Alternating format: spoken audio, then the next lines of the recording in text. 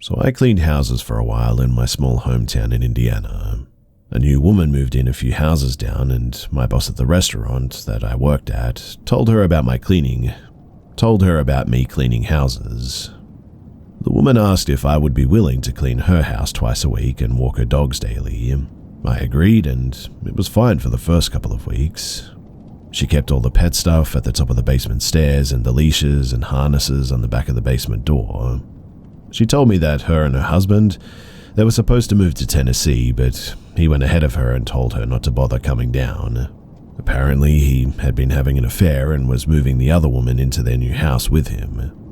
She asked me to watch her house and dogs because she was going to Tennessee to get some of her stuff that he had taken with him.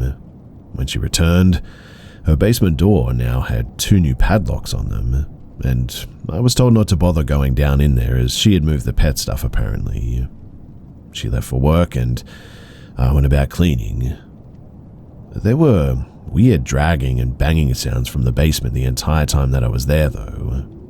When I saw her the next morning, she told me that any weird noises from the basement was just from the furnace which she had turned on the day before, which was weird as it was May and already getting hot out and her house wasn't warm at all. And then she became obsessed with me. She wanted me to go to dinner with her all the time or stay at her house. I went to dinner a couple of times, but she was always weird towards me. I ended up having to move suddenly and told her about it, and she almost had a breakdown. She tried to get me to move in with her, in fact, and her reaction just freaked me out. Almost 2 weeks later, she came to the restaurant that I worked at and asked for boxes. She told me that she didn't need my help anymore and that she was moving away. She was acting odd though and like she was in a hurry to leave, and 2 days later, she was gone. Honestly, I think she brought her husband and his girlfriend back from Tennessee and killed them. I moved away about a month later, and I never heard much else about her.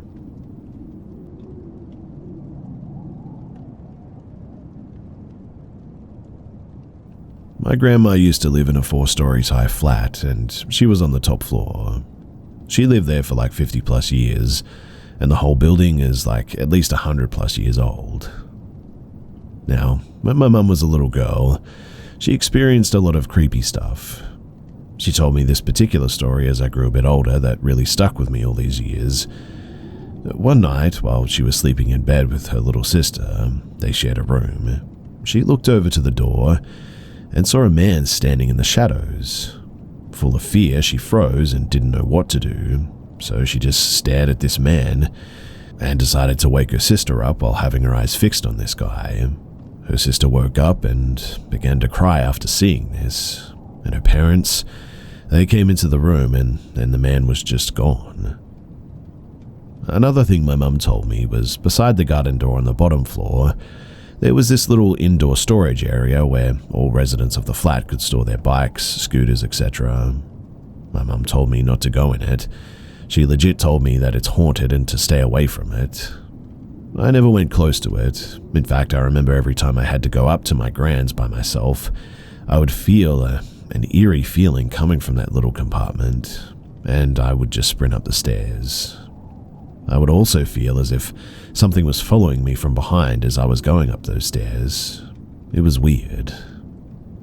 Anyway, that's some backstory of this house, but now, when I was 14 years old, myself, my brothers, and my cousins, we all used to go over to my grand's quite regularly, and back then, we never had phones or anything like that, so we played games like hide and seek, what's the time, Mr. Wolf, etc. One day, it was just me and one of my cousins. He was around 11. All of the adults used to sit in the living room and they used to tell us to just go and play, because we used to scream and they used to tell us to close the door as well, which we always did. So my cousin and I decided to play hide and seek this day. I tell him that I'll seek and he hides. He agrees and he goes to hide. I face the wall and begin to count down, and when I finish, I go look for him. I start by the kitchen and he's not there. I go to the bathroom, not there either. Then I go to my grandparents' bedroom. Inside the bedroom, they had this closet. Well, it was more like a small room with plenty of space in there for like 4 people. But this is where they stored a bunch of blankets and old sort of traditional furniture. And as I entered the bedroom, to my surprise, he jumps out from the closet with both of his hands on his throat, crisscrossing each other, looking pale and sort of blue. And what he says next, I'll never forget. He says to me, with tears in his eyes, "Why did you strangle me?" My first instinct was to call him stupid and say, "I didn't." But then he says, "You were behind me, strangling me. I saw your face." This sent shivers down my spine. In my head, I'm thinking, if I'm currently in front of you, how could I have just teleported in front of you if I was right behind you a second ago? For this to make any sense, I would have had to have strangled him, then I would have to somehow run directly in front of him, out of the closet door without him seeing me, and get to the position that I was currently in, which is impossible. So, being the older cousin, I could clearly sense the fear and distraught that he was in. To lighten the mood, I started to laugh and giggle and said, "Yeah, it was me, ha ha ha. I was behind you." I hugged him, but honestly, I was terrified. We stopped playing hide and seek after that.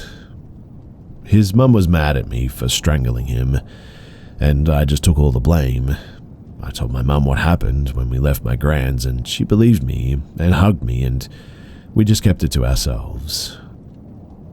Many years down the line, I was like 21 and this cousin was like 18-ish, and I brought this story up with him and he remembered it clear as day, exactly what happened. We talked, and now that he was way older, he understood what had happened and that it was completely impossible for me to be in front of him like that, and also behind him, strangling him a moment ago. He thanked me for giving him that comfort at that young age and telling him that it was me strangling him. He said for many years that he believed it was me, because I told him it was. He also said that if I didn't say that it was me, he would have been paranoid for the rest of his life. He said that as he grew older, he started to think about that day and started to realize that there was just no possible way it could have been me strangling him if I had just come into the bedroom. In other words, he had started to put it together himself. Thankfully, that house has now been sold, but even as I grow older, there are moments when I feel the urge to drive by it again. Yet, as I approach, a sense of unease creeps over me suddenly, and I find myself accelerating desperately to escape its haunting grip just a little bit quicker.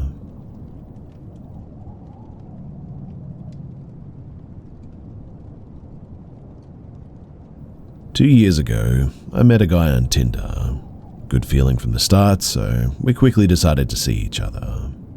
He asked me to come and sleep at his place, which I accepted because we had mutual friends. I told myself that he was definitely someone that I can trust. I arrive at his house at 9 p.m. and I immediately see that he's not as I imagined. He looked dirty, his apartment looked like a squatter's house, and there was a smell of stale tobacco in every room. I also see a stack of books on autism when I come into his home, and so I ask about it.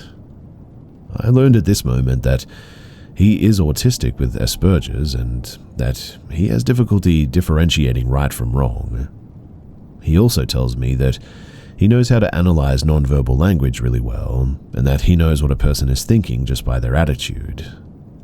I don't know anything about neurodivergence, but I directly wondered what his inability to recognize right from wrong meant. Anyway, he offers me a glass of alcohol, which I accept, and as I follow him into the kitchen, I see a weapon placed on the counter. I'm a little panicked when I see this, and seeing my look, he explains to me that it's not charged and that it really belongs to his father. I never knew if it was a real weapon, but I'm starting to get a little bit uneasy by seeing it. On Tinder, he told me that he wrote quite a bit as well, like me, so he shows me a poem that he wrote on his computer. Let's just say that it was an absolutely horrific poem. I freaked out at that. I pretended to appreciate his talent because he was really starting to scare me. We then talk about his ex, and He tells me that they'd had fun choking and drowning each other in the shower because they wanted to know what it felt like to have control over the other's life. It was too much at this point. I had swept away a lot of red flags in just a few hours, but I just wanted to leave. Problem was, I had to sleep at his house, so I had to find a plausible excuse to leave without him understanding that I was fleeing the situation. Honestly, I was afraid that he had bad intentions and would come after me if he understood that I was afraid and that I had understood his little game. I discreetly send a message to my father with the address so that he can come and pick me up immediately. I explained to the boy that ultimately I couldn't stay, but that I was really disgusted at not being able to stay longer. I played the hypocrite to perfection. At that moment, we were both in bed, and I was just looking at my phone, waiting for only one thing, to find out when my father was going to be there. At one point, he asks if I'm in a hurry to leave, though, because he notices that I'm looking at my phone regularly. I was scared because I remember him saying that he knew what a person was thinking just by his attitude. I told myself that he was going to take action if I didn't hide my fear, so I managed to make him believe, at least I had that impression, that everything was fine and that I was in absolutely no hurry to leave. He offers me a massage, which I try to refuse, but not wanting him to understand my discomfort, especially since I was soon out of trouble, I accepted. I eventually found myself in my underwear, him on top, and it was horrible. And just as he was about to touch my chest, my phone rang. My father was in front of his house, so I get dressed quickly and barely say goodbye to him as I leave the apartment. I sent him one last message explaining that I didn't want to follow up because his behavior really freaked me out, and then I blocked him. Believe it or not, too, one of my friends matched with him on Tinder a few days later. He had offered to come and sleep at his place, and obviously I warned my friend, who didn't follow up with this guy. Now, I don't know if he was just weird or if something could have happened to me, but I guess the moral of the story is to be careful on Tinder, because it's true that you never really know a person.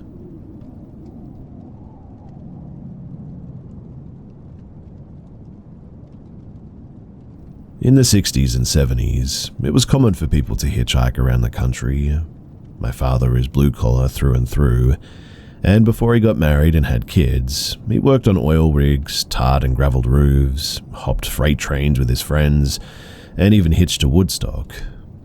He's always done manual labor jobs, so he's always been reasonably fit, with an average build, and in the hitchhiking era, he was cautious and aware, but never truly felt like he was in any danger. They even hitchhiked off and on job sites as well.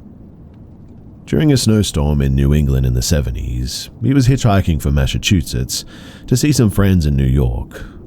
He said that he would be cautious and choose cars and drivers that looked neat and clean.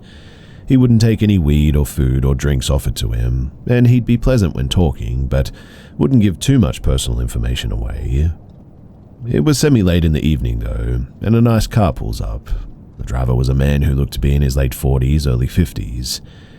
He remembers the inside of the car was very clean, and the man driving was white, well-dressed and groomed, and drove along at a reasonable speed in comfortable silence through the sleet and snow. When the car finally approached the exit where my father needed to be dropped off, my dad said that he told the man, "Hey buddy, right up here is perfect. You can just let me out and I know where I'm going after that." The man said nothing, kept looking ahead, driving, and didn't slow the car down. My dad said he then was getting a little bit nervous, so he put his tough guy voice on and went, "Hey man, I'm not looking for trouble here. I told you that you can pull over and I'll handle it from here. Pull the car over, man." The driver then turned to face my dad, and he could feel the car starting to speed up faster, and the guy started smiling. The way he described it made it sound like the creepypasta story The Smiling Man, to be honest. It didn't matter that my father was cursing him out, he just had a blank look behind his eyes and a giant smile. The man then said really quietly to my father, "And where do you think you're going?" He still kept the big moony smile on his face. Dad told me that he thought about grabbing the wheel and making them crash, but he didn't know where he was, and he didn't know if the guy had a weapon on him. He said that he saw a turnoff approaching though, and so he quietly put his hand behind him on the door handle and decided that he was going to try and tuck and roll out or run out if the guy slowed down enough. The guy driving started slowing down enough at the turn for my father to jump out, and he did hit his shoulder on the concrete but was wearing a jacket and work boots, so it sort of cushioned him. He saw an embankment leading up into some trees, so he just used his hands to climb up the grass and snow, ran into the trees and flattened himself on the ground and hid. He said that he thought at the time, no way will this guy come after me. And he saw the man from below get out of his car and start quickly climbing up the embankment after him on all fours. Dad said that he just sprinted further into the woods out of sheer terror. He was banged up by some branches and didn't know if he was about to run into a retaining pond and drown or go off the side of a cliff, but he wasn't going to lie there and wait for this guy to find him. He laid down again and covered himself with some wet leaves at one point. He was too scared to look up and check if the guy was coming after him. He heard noises in the distance, and he believes the man at least attempted to enter the woods. So he laid on the leaves and slush for a long time until he had the courage to slowly move out towards the highway and the off-ramp. In the car, he had left his scarf and a duffel bag of clothes and stuff, but thankfully nothing with his ID. Dad said that he ended up just huddling into himself and kept walking as fast as he could on the shoulder of the road, occasionally ducking into the woods when he heard a lone car coming, and he didn't stop walking until he found the closest town to call someone for help. He never did report it, never hitchhiked again either, even with his friend in a group. He says that even after all these years, he can still picture the guy's face, exactly what he looked like, what he was wearing, and even what the car looked like. I once offered would he like to look at some true crime things to see if he can match the face in case there were actual active serial killers in the area, but he doesn't like to go there and didn't want to do it. He tries to scoff it off and joke about it a lot, but I know that this has stayed with him his whole life because it has honestly really scared him.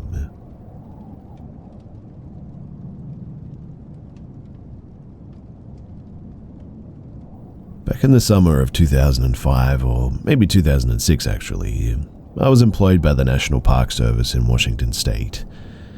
After spending 8 days conducting trail work in and around Glacier Meadows in the Hoh Rainforest, we began the long hike back to the trailhead. My co-worker, he was hiking ahead of me by roughly 5 minutes, setting a brisk pace as we made our way down the trail. As I descended a particularly steep switchback, I noticed my co-worker engaged in a heated argument with a man that he had just encountered. I paused at the top of the switchback, trying to discern what was happening below. The man, dressed in jeans and a tank top and carrying a fishing pole, seemed to be heading towards one of the subalpine lakes, likely to fish, I guess. His attire was unusual for someone about 10 miles from the trailhead. No backpack, water, or gear, which made him stand out even more. From a distance, I could see the man was visibly agitated, gesturing aggressively as he spoke.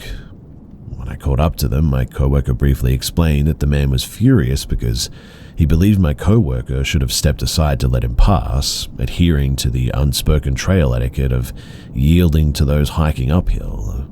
But as soon as the man saw me approaching, his demeanor changed drastically. His aggression faded, and he immediately ceased his argument. He walked past me without making eye contact, his earlier hostility replaced by a sudden desire to leave the encounter behind.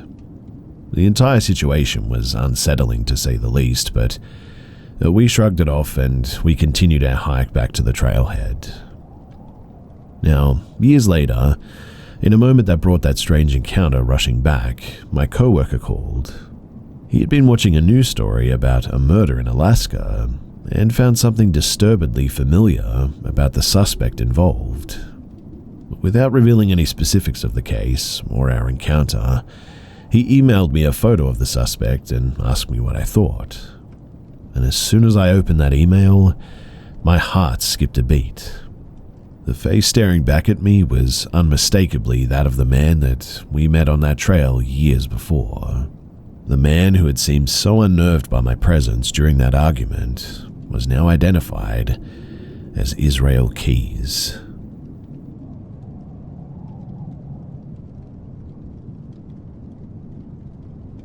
I've always believed in the paranormal. That saying, I still sometimes tend to want to debunk paranormal experiences because, honestly, it's, well, just downright terrifying. This is one experience that still freaks me out, but I sometimes like to play it off as just sleep paralysis, I guess. The experience, it happened late one night in my bedroom. Now, my bedroom was super small and I had bunk beds even though I was an only child. I always slept on the bottom bunk and, like usual, that's where I was. I had finally decided to lay down and try to fall asleep. I was lying on my side facing the wall when I felt like I was being watched. You know when the hairs on the back of your neck stand up and it just feels like somebody's in the room with you? Well, that's the feeling that slowly started to creep up on me. My room was pitch black, and as a kid I had caught myself staring into the dark and seeing things in the corners of my room. But this night, I was facing away from the rest of the room, which was a bit odd. Suddenly, though, the feeling changed to not just being watched, but it genuinely felt like somebody was right behind me. That's when I felt someone breathe down my neck. I remember going stiff because it felt like someone was hovering over my back and breathing on my neck. I had this surge to turn around and see what it was, or if it was just my overactive imagination, but I was too scared to even move. My eyes were still open, just staring at my bedroom wall as I felt the hot air on my neck. Finally, I got up the courage to whip my body around so that I wasn't wondering what was behind me when I heard this deep male voice that said, "Don't turn around." So in the end, I didn't. I just slammed my eyes shut and I laid there in absolute terror until I felt the presence behind me leave, the adrenaline pumping through my dissipate, and then, eventually, I must have just fell asleep. So, I need some thoughts on what you guys think, if whether or not this was sleep paralysis or a genuine paranormal encounter.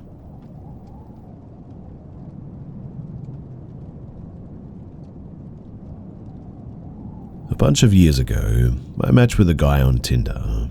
I was a freshman in college and just got out of a relationship and I was having fun. I matched with this guy, male and 24, and his name was D. He was a little bit odd, but we had similar interests and went to the same school, so I thought, you know what, why not? The red flags, they started rolling in immediately when I said that I would go on a date with him. Of course, the fact that he was so much older isn't lost on me as the initial red flag, I guess, but at this time, I didn't have a car and D offers to pick me up, but tells me that he's not in town, but he would leave his grandmother's funeral early, which was at a minimum 5 hours away, to come and pick me up. He showed up in sweatpants, a wife beater, and flip-flops, which struck me as odd because he said that he was coming from a funeral. We hadn't made any plans, really, just to go out and get a bite to eat and hang out, I guess. Since he had been out of town, he asked if it was okay if we stopped to pick up his dog. He had left the dog with a friend, apparently. I like dogs, so I was like, yeah, sure, no problem. It's dark and we pull up to an apartment complex, and he leaves me in the car and comes back with a golden retriever. The dog immediately starts growling at me, which honestly had never happened to me before, so I start feeling a little bit weird about that. D doesn't say anything about the dog's temperament. Because we have the dog too, he wants to drop him off at his house. This feels logical to me, so I agree. Now, when we pull up to D's house, he asks if I want to come in, and not wanting to sit in the car, I do. The moment that I walked in, I immediately knew that this was the wrong choice. This house was trashed. There is garbage everywhere, trash bags full along the front entry, bottles and wrappers on the couch, and generally stuff everywhere. D lets me know that he has a roommate, but that the roommate isn't home. I assume that this is to imply that the mess isn't actually his. After brushing the trash off of the couch, he asks if I want to sit and play chess. I had expressed that I was interested in learning, and he seemed more than happy to help me learn, but this too was a huge mistake.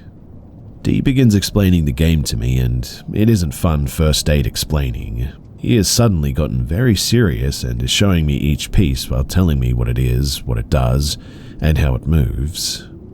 D then begins questioning me over every piece, which most I got wrong.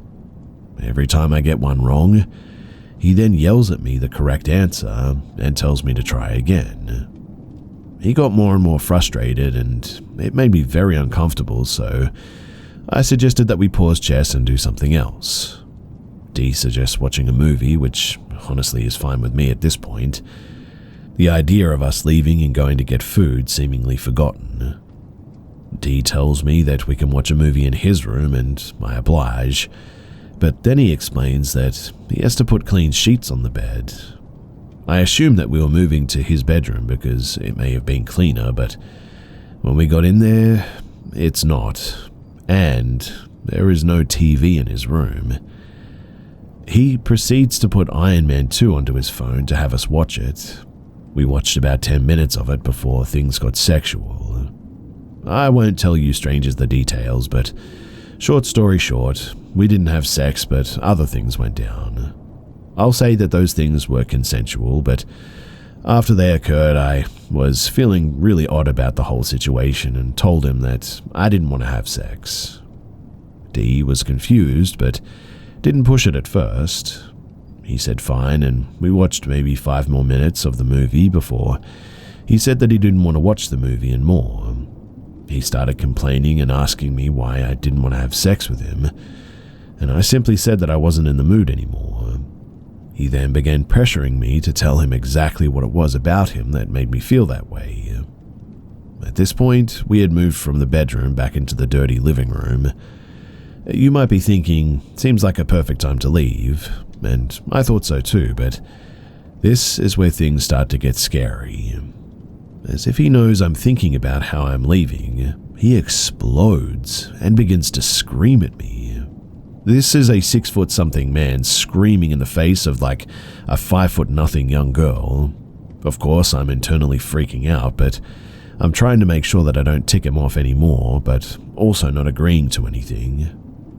For the next 5 to 10 minutes, D screams at me about why I don't like him, why I don't want him, and continuously asks what's wrong with him and to tell him. I tried to placate him as best as possible, saying the old, "It's not you, it's me, and no, I don't want to leave." Again, this man is my only ride home, and I am truthfully not sure exactly where I was anyway. Although I did have my phone and Google Maps, I didn't have an Uber at the time.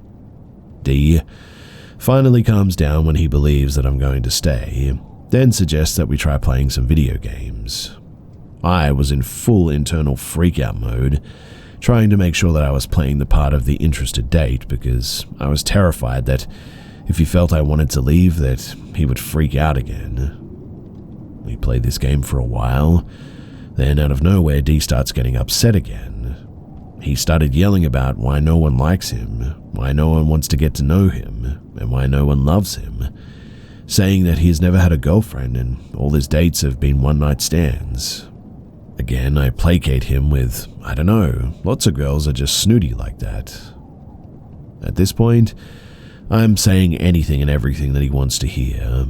He even starts crying about how his mother never loved him, and telling me very deep, dark things about what his mother has said to him and treated him. After he finally calms down once more, he gets up and goes to the kitchen to fix us some drinks. Now, if you're anyone with a brain, you're thinking absolutely not, which was my exact thought at that moment too. I decline his multiple offers for a drink. He asks if instead of alcohol I wanted water, and of course I declined that too, feigning that I just wasn't thirsty. I stayed at his apartment until 1 a.m. because I was sitting next to him terrified to 1. Ask him to take me home, 2. Say I'd walk home, or 3. Figure out how to get an Uber. I had been trying to download Uber on my phone without him noticing, but then it asks for card information and that was too hard to do without him noticing. So, at around 1 a.m. I yawn very loudly and say, "Oh wow, it's 1 a.m. My roommate's going to be so worried about me." I laugh as if my roommate would be stupid to worry, and that I hadn't been watching the clock since he picked me up at like 9 p.m, and then said, "I'm so tired, I should get home soon." Again, I was super scared that he would freak out, but he didn't explode. He just looked at the clock and said, "Yeah, it was late." But I wasn't taking any chances, so I said, "I have a great idea. If I get to bed soon, I'd love to have breakfast with you on campus." I was hoping that my offer convinced him that I was intending to see him again. And it did. He seemed very happy at the prospect of it, and jumped up, walking me out of the house and to his car even. The drive back, though, was excruciatingly long. The ride was completely silent, neither of us spoke. It was only a 10-minute drive, but I could have sworn that he slowed down every time that we got to a particularly dark area or underpass. He dropped me off and I smiled and made a good show of being tired yet excited to see him tomorrow. He offered multiple times to walk me to my door, but I declined every time and said that I didn't want to bother him and that I'd see him tomorrow. I walked myself to the building, and the moment that I got around that corner, I sprinted so fast up those stairs and to my door before he could change his mind and follow me to the door. When I got in my dorm room, I genuinely felt like I had just escaped a serial killer. Even now, sharing this, it genuinely makes my heart race a bit. I never met up with him, obviously, but he begged me for multiple days after to meet up with him again. He even asked to pay me $20 an hour to sit near him in the library. I declined, obviously, and I only ever saw him once after the gym on campus. He didn't see me, and I just left immediately. I've thought about D occasionally since that date, and wondered if all those girls that he had one-night stands with had the same experience that I did. I still sometimes wonder how many girls were there after me, and if they got away like I did.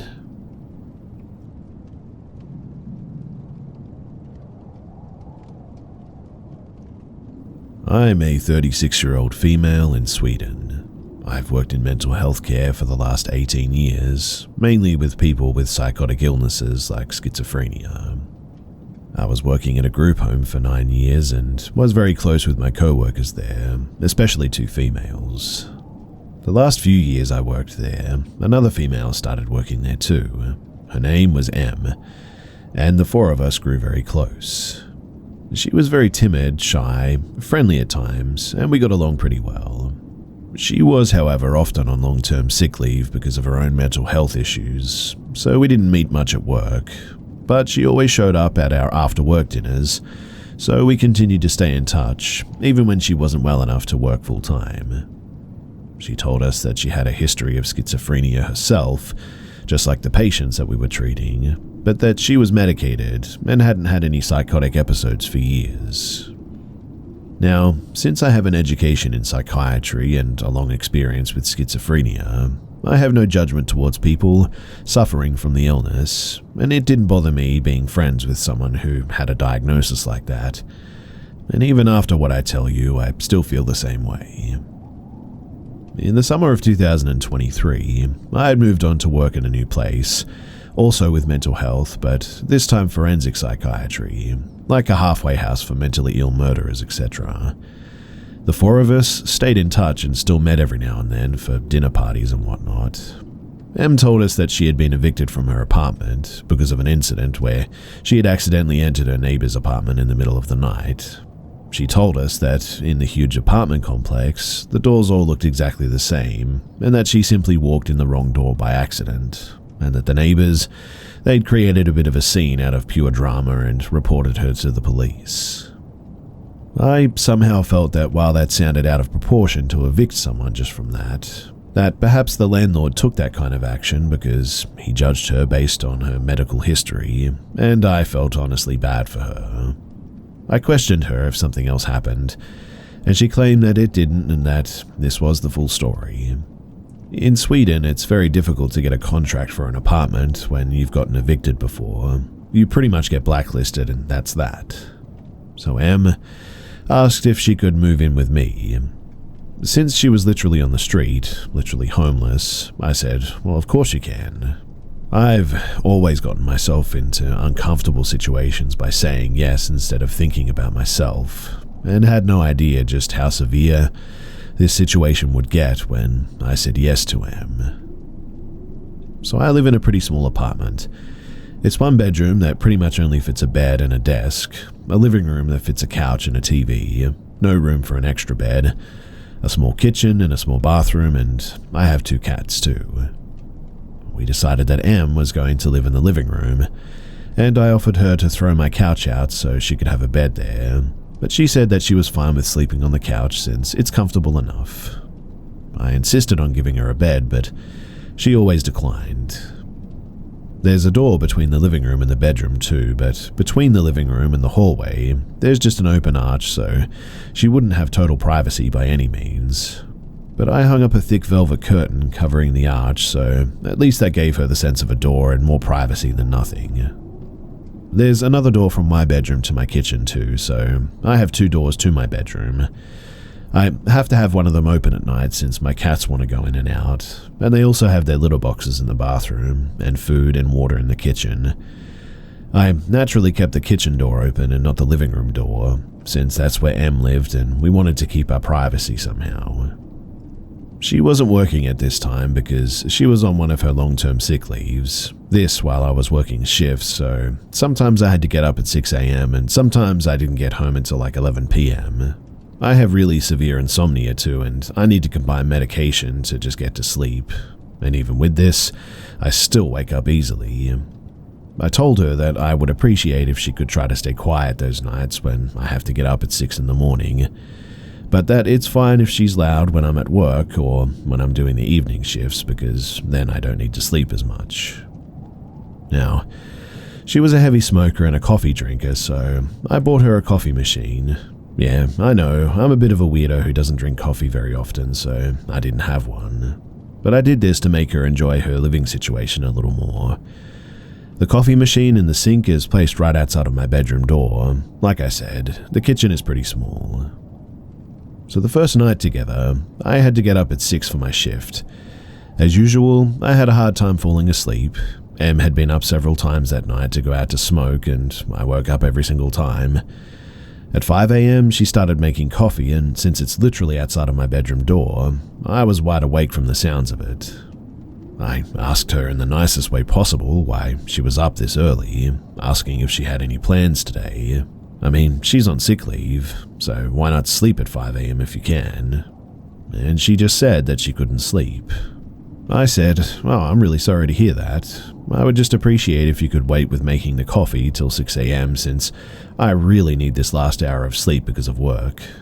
Also, adding to why I need my sleep is that I have epilepsy that gets really bad when I don't get enough sleep. I usually get lots of seizures when I don't get at least 4 hours of sleep. I knew that I would probably get seizures at work now, meaning that this day would be both stressful and potentially dangerous for me since there's a huge risk that I fall and hurt myself. And it's really not a good thing to get cramps and seizures among mentally unstable criminal clients who you're supposed to care for. And look, I know it's not an ideal situation to work in that field with my condition, and I can inform you all that I did quit after only 6 months. Anyway, she said that she really wanted a coffee with her cigarettes, but that she would try to wait the next time that I have to work. I accepted it, and I went on with my day, but things just didn't get any better.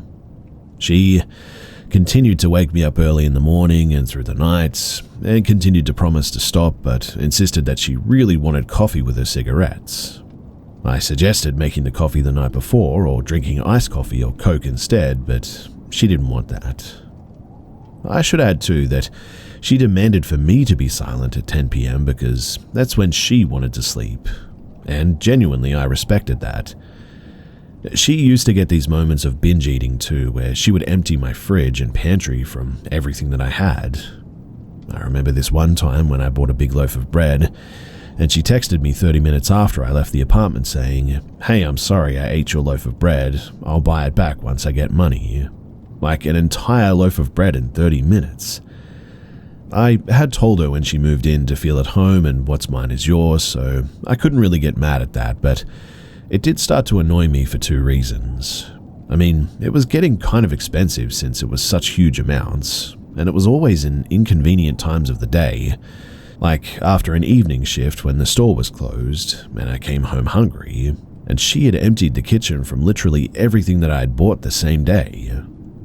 Em also had long black hair that was absolutely everywhere, all over the sink, the floor, the bathtub.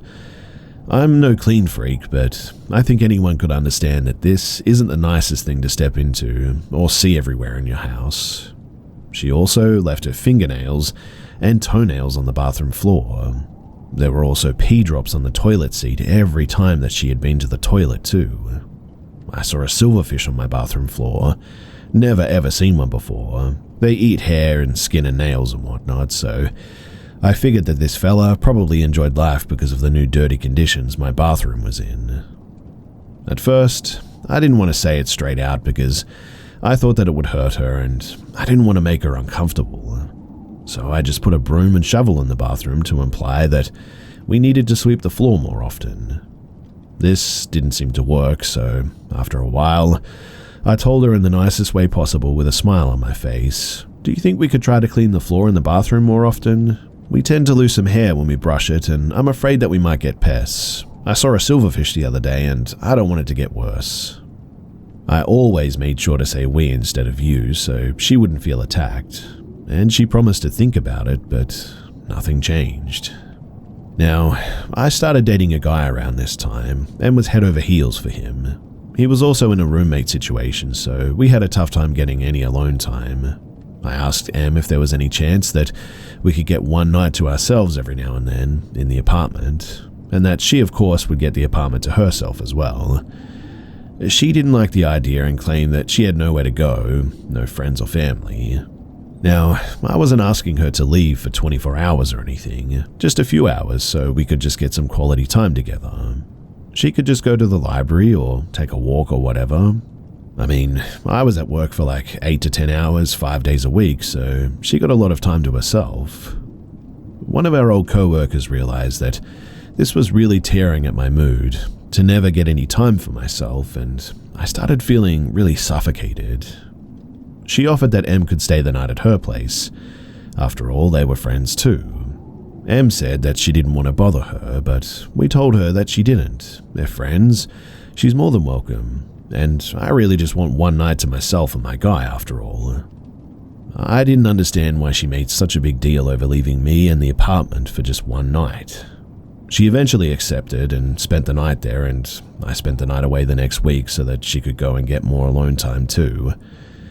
And when I came home the next morning from my night away, I saw that my cat's water bowl was completely dried out. There was no spill on the floor, and it looked like it had been wiped out with a towel or a paper or something. I had filled it up to the brim just the night before. I asked her how this was possible, and she said that the cats must have tipped it out, but there was nothing on the floor, like I said.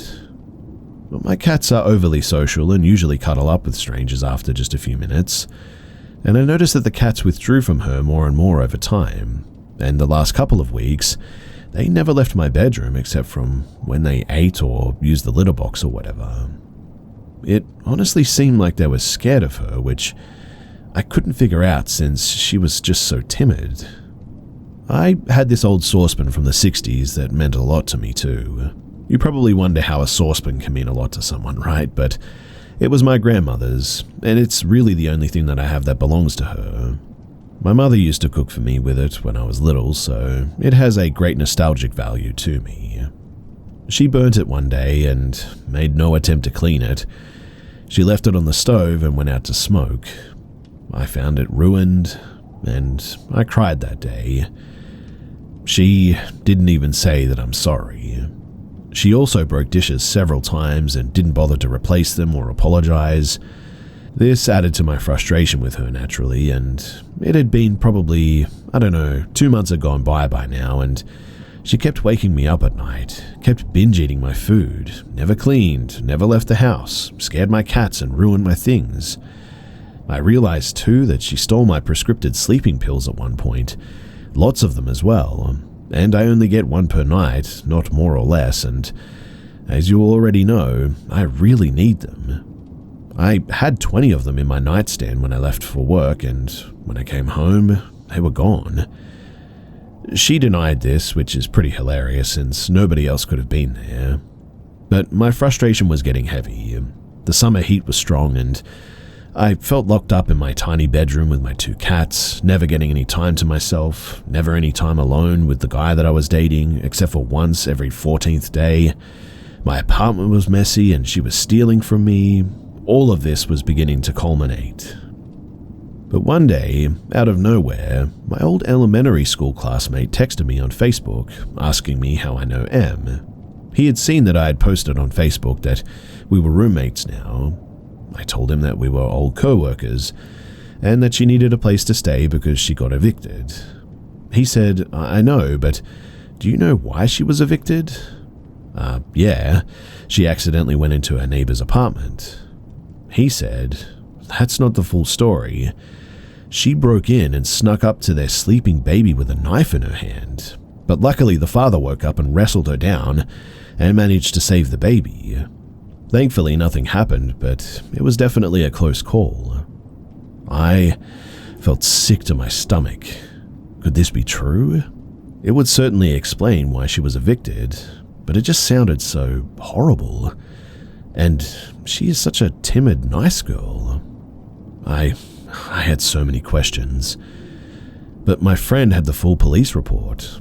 Apparently the couple that Em had broken into was his ex-girlfriend and her family. It seemed that Em had a psychosis episode during the break-in, but those parts weren't public. It was, however, clear to me that she had been lying to me about why this had happened, and about how long she had been mentally unstable for. I started getting quite paranoid now, and I was already very frustrated with everything, and it was around this time that I really wanted her to move out. We did, however, have a contract that she had 30 days notice, and I knew that if I asked her in a harsh way that it would mean 30 days of chaos until she moved out, so I wanted to handle this as nicely as I could. I started looking for cheap hostels for her that I could suggest to her so she wouldn't be on the streets. I sat down with her and told her that I loved living with her and I feel really horrible for this, but I just miss my alone time and that the apartment is too small for 2 people. I said it wasn't personal and that I wouldn't want to live with anyone right now and that I wished it would have worked out and that I'm really sorry and hope that we can still remain friends.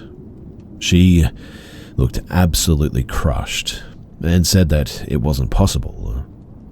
I showed her the hostel that I found and said that I understood that it wasn't the ultimate situation, but I really needed her to move out because I felt suffocated, and also the summer heat was making it tough to always have the door to the bedroom closed, and that it was tough for me to not get my sleep, etc.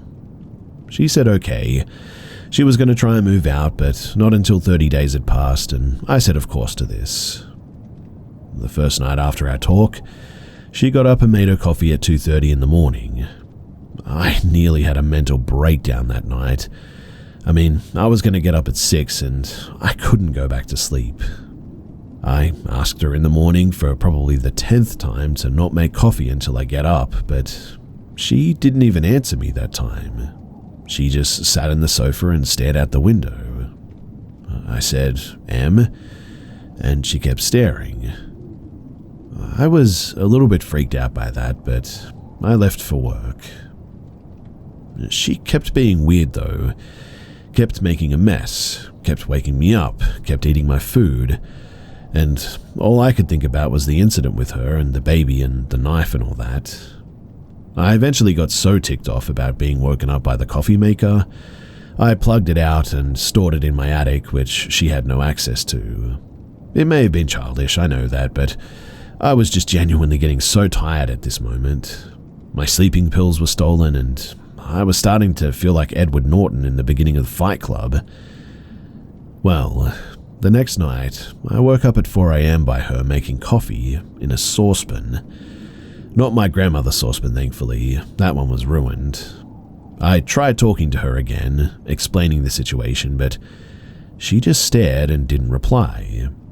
Me being frustrated and on the tipping point, took the saucepan and stored it in the attic as well. I know, but I was going crazy and just wanted her to stop with this nightly coffee routines and to just get the hint. The third night, I had the guy that I was dating sleeping at our place because I was getting really paranoid now over her weird behavior, not speaking with me and just staring into space. I woke up from my very light snooze by him poking me, and he whispered, "Look." And in the doorway, M was just standing silently, staring at us. Honestly, this was like a scene from a horror movie, with her long black hair over her face. I kid you not. I didn't say anything at first, because I wanted to know if she just stood there for a second doing something by the door. But I realized after a while that she was actually just standing still staring at us. It reminded me of the ending of Paranormal Activity when Katie just stares at Micah in the final scene. So I sat up and said, "What are you doing?" But before I could finish the sentence, she just slammed the door shut, and I heard the sound of something metal falling on the floor and her running into the living room. I yelled out, "You need to leave," and started crying hysterically because this was turning into a nightmare.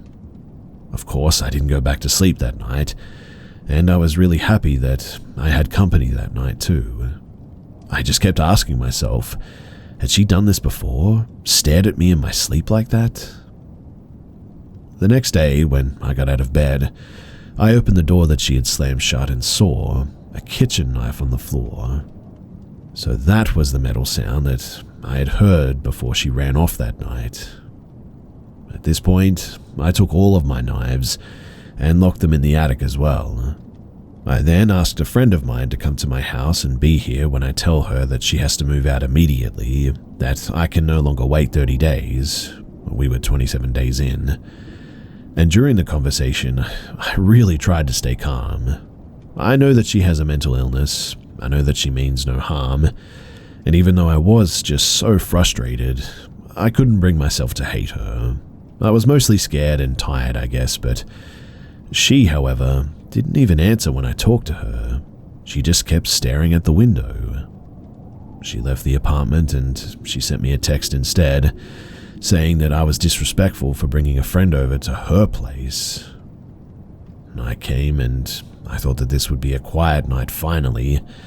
No coffee maker or saucepans. But at 3 a.m. I woke up by her burning dry coffee powder in a frying pan. At this moment, I just felt terrified of her. Her face was dead, her eyes were black. I suspected that she had gone into psychosis. I stopped the fire and she just ran off to the living room in silence. I knew that she had an appointment with her psychiatrist the next day, and while she was away, I packed all of her things.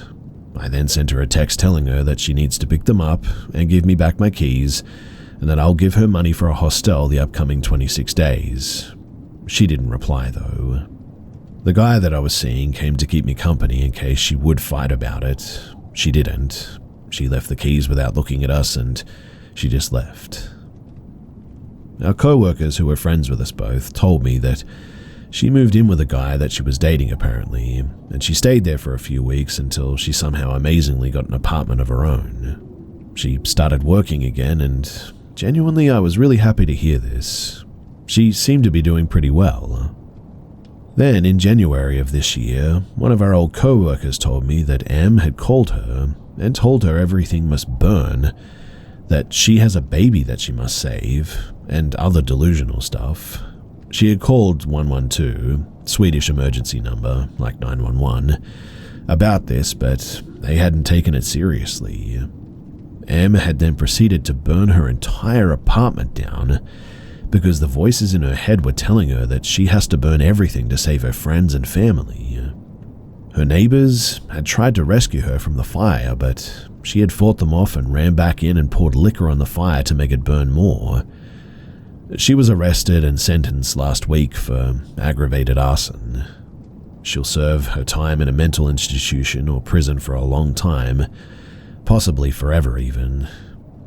What's ironic is that she will probably be in the facility where I used to work and end up where she used to work herself. My old co-worker was a witness at the trial, and apparently she had stopped taking her medication because she thought that it made her feel numb, and she thought that she was stable enough to function without it, but obviously not. She had also stopped taking her medication the last few weeks when she stayed at my house, so when she stared blankly into space, she was going into psychosis.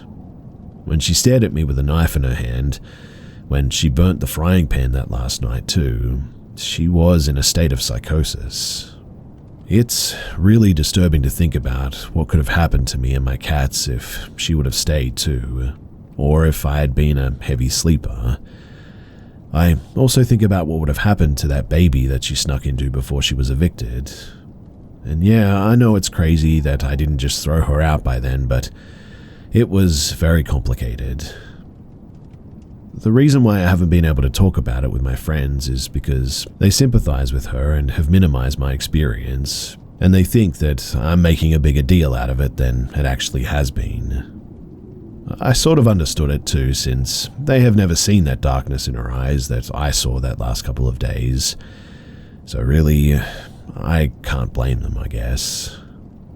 Also, I remembered something recently too that I wanted to add. There were several times when I was going to work early in the morning that she occupied the bathroom by taking long baths. I patiently tried to wait until the last minute before knocking and asking her if she could get up and get back in after I had gotten ready and left for work. It's just another thing that added to my frustration.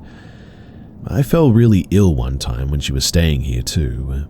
I don't know at the time what it was, but I woke up in the early morning one day feeling very nauseated. On my way to the bathroom, I literally almost had a heart attack and threw up at the same time because it takes like 10 seconds to get to the bathroom, so you can imagine how bad it was when I didn't even make it. And I had a really high fever and kept throwing up, and I was just a mess. Obviously, you would understand too that you would want your bathroom to yourself at this point. Actually, I think it's pretty understandable that you'd want to be completely alone when you're just this ill, right? My head was spinning, and I'm guessing I was nearly hallucinating from the high fevers. But one random thing I laugh about today is that it was Eurovision week, and for some reason the flute solo from Moldova's song was stuck on repeat in my head while I was in and out of fever dreams. I have a hard time listening to it today because of this, but anyway, working in healthcare, I also have a natural instinct of not wanting to spread infections, so my first thought was that besides wanting to be alone, I didn't want to risk giving whatever this was to Em. So I begged her the moment that I noticed I was ill to please leave for her own sake. I mean, I could barely speak because it made me throw up that easily, and our friend in common had asked her to water her plants that week, so she had the keys to her place and could have been alone there. But Em refused to leave, and I swear if I had the energy to slip out of the window and to fall to my death, I would have, but I couldn't. Anyway, I was half sitting or half laying on the toilet with a bucket on my lap, my head sort of resting in the bucket of puke because I just couldn't hold it up with the high fever, and I just begged through whispers for her to leave so she wouldn't be as ill as I was too. I told her, "What if you get sick soon too? We can't share the toilet. I'll be here all day. You should go to her place before it's too late, please." Eventually, she left, really ticked off at me. It turned out that I had a severe case of food poisoning, and I was well again after 2 days, but man, the fact that she refused to leave is something I felt I had to add to the story because it just made me so frustrated. Also, that reminded me that she used to shut my cats inside of my bedroom while I was away at work or whatever. She did this so that they couldn't eat, drink, or use the litter boxes. She claimed that she just recently closed it because she was trying to sleep, but I remember that she did it in the middle of the day one time, the last few days too, so she was lying about that for sure. Anyway, I could genuinely just go on and on about this whole situation, but that's the story, and thankfully, I survived.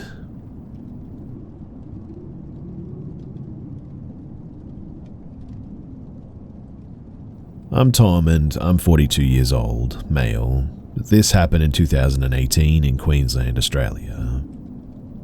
So I was heading on a hike to Lamington National Park with a woman that I was seeing for a few months at the time, Belinda. She brought along her 2 boys, 10 and 12. I had met them a few times, but this was going to be a good bonding experience to see how we get along on an overnight adventure. I really liked Bea, and I wanted to get serious with her. There was a lot of counting on this too.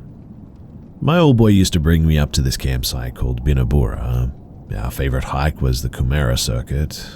You start on the top of the mountain with all of the views, then descend down into the valleys, where there's lush forest, waterfalls and whatnot. Stunning place, teeming with an abundance of beautiful colourful birds, reptiles, these bright blue yabbies that lay scattered along the tracks, fireflies, and a multitude of leeches and ticks. Now, the drive from Brisbane was good, and the boys loved the drive up the mountain. Belinda, not so much. She apparently has a fear of heights, I learned. There were on and off showers, and the track was slippery, but we packed ponchos, and the kids were having a blast as we set off on our track.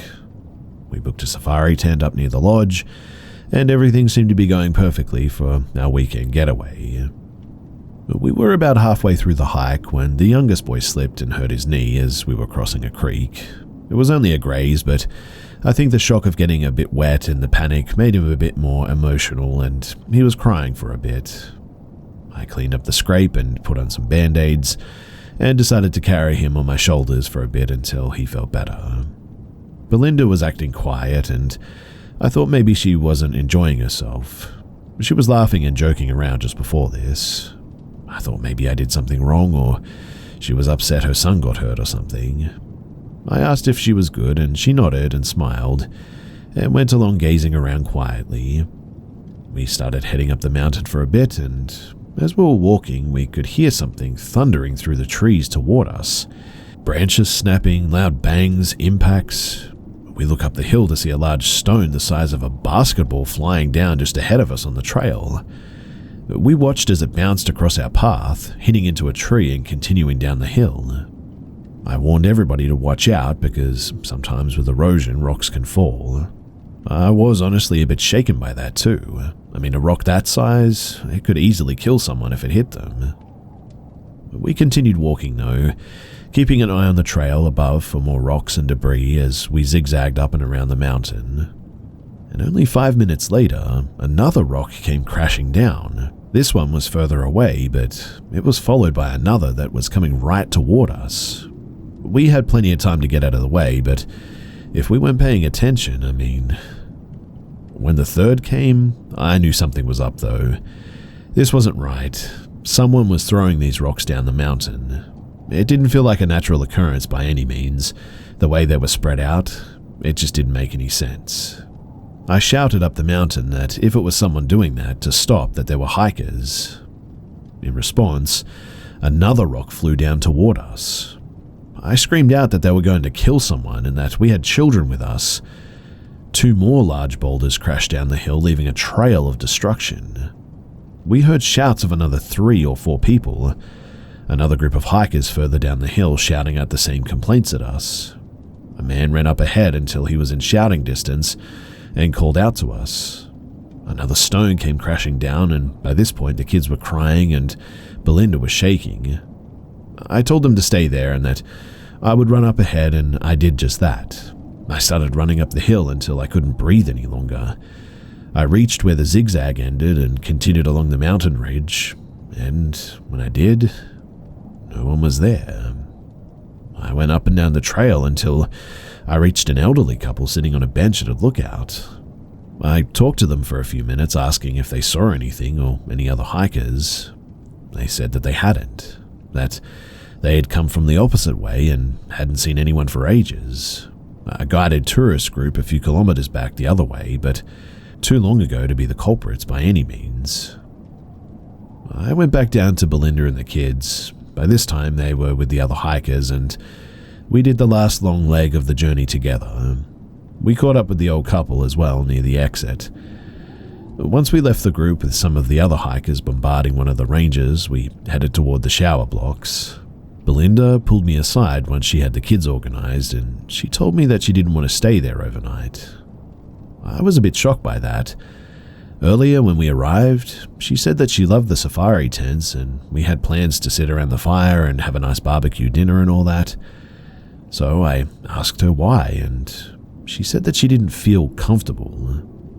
I assured her that no one would try messing with us around the campsites and it was probably just some stupid teenagers and they wouldn't be a nuisance up here at the campgrounds and the lodge.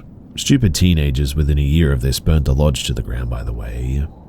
But she told me she didn't think that it was teenagers. I asked her why she thought that and she said that when her boy had slipped in the water and was crying, she said that she thought that she saw something. She said that it was big and brown and when her eyes first scanned past it, she thought that it was just a part of the forest, like a log or a rock. But as she moved her eyes past it again, it moved. This thing, she said, was bigger than me and hairy, but also covered in moss and grandfather's beard and leaves, so it definitely blended in. She said that she only saw it for a moment, but that she swore by it that it was unmistakable. She said that she only saw it for a moment, so she just brushed it off as just a trick of the mind. She said that she knew it wasn't, but she was trying to convince herself as we walked. I asked her why she didn't say anything, and she told me that she didn't want to scare the kids. Then went on to say that after the rock thing, she was even more freaked out. I didn't know what to think, and I have to admit I acted a bit pouty with her, which she was not impressed by. After we had showered and dressed, she told the kids that we were going home tonight. They seemed disappointed, but didn't put up too much of a fuss. I mean, the afternoon had pretty much rattled them, and it was a quiet drive home, and the kids were asleep by the time that we reached the bottom of the mountain. I drove them home and apologized to Belinda for the trip not working out that great. She was in brighter spirits now that we were off the mountain and thanked me so much for the day and for planning such a special weekend for her and the kids and all that. We ended up seeing each other more and more and eventually moved in with each other, and we got married this January.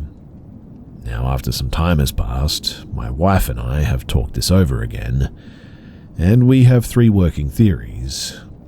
1, it was some pesky teenagers hiding off the trail. 2, that friendly old couple wasn't as friendly as they seemed. Or 3, there's something weird and big up in those mountains, and it likes to throw rocks at hikers. My wife is set on the fact that it's option 3. I'm heading closer toward option 2. I did some research though and told her that if it was a Bigfoot creature, she should have smelt it and that the smelliest thing out there was her feet. In conclusion, we usually choose the beach over bushwalks now, regardless of whether it was people or unknown cryptids. It kind of spoiled the fun of taking my family out for hikes in one of my favorite places in the world. I might go back one day, probably just by myself. I've done those hikes countless times before with no issues, but you best believe that I'm going to be keeping a very good lookout for big, hairy mountain men.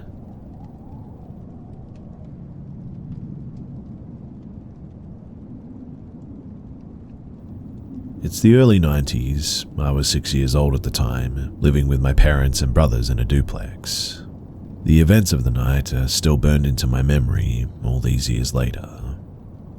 To get a feel for the house, we were in an end unit of the duplex and had a sliding glass door in our living room, and it faced the woods. The couch was against the wall half in front of the sliding glass door, but angled in such a way as to see the TV that was against the wall next to the sliding glass door. One of those big old tube TVs with the wood paneling.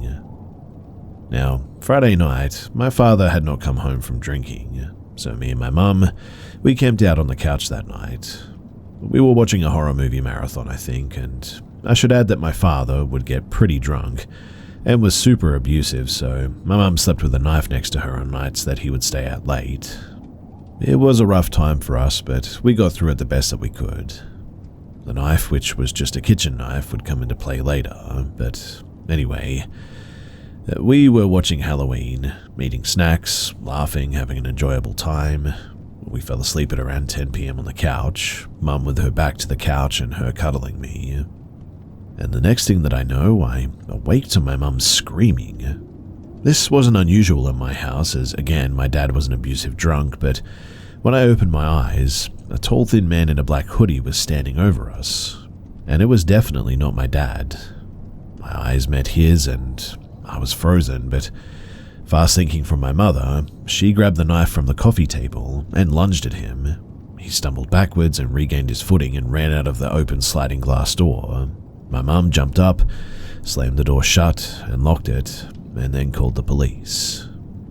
When the police got there, they said that he probably used a knife to pop the lock. They noticed a ton of cigarette butts, but didn't match to my parents outside the sliding glass door. The police said that he was probably sitting out there watching us all night before getting the courage to come in. They also said that they had several calls of a peeping Tom that matched his description in our complex over the past couple of months. For whatever reason, he chose our house to be his first. My parents, they got divorced shortly after this, and we then moved in with my grandma, and I was so thankful for no more encounters like this. Still to this day though, I check all the locks before I go to bed, twice, and have a pole in our sliding glass door as well. Looking out of a window at night, it still makes me uneasy thinking that someone is out there on the other side, watching.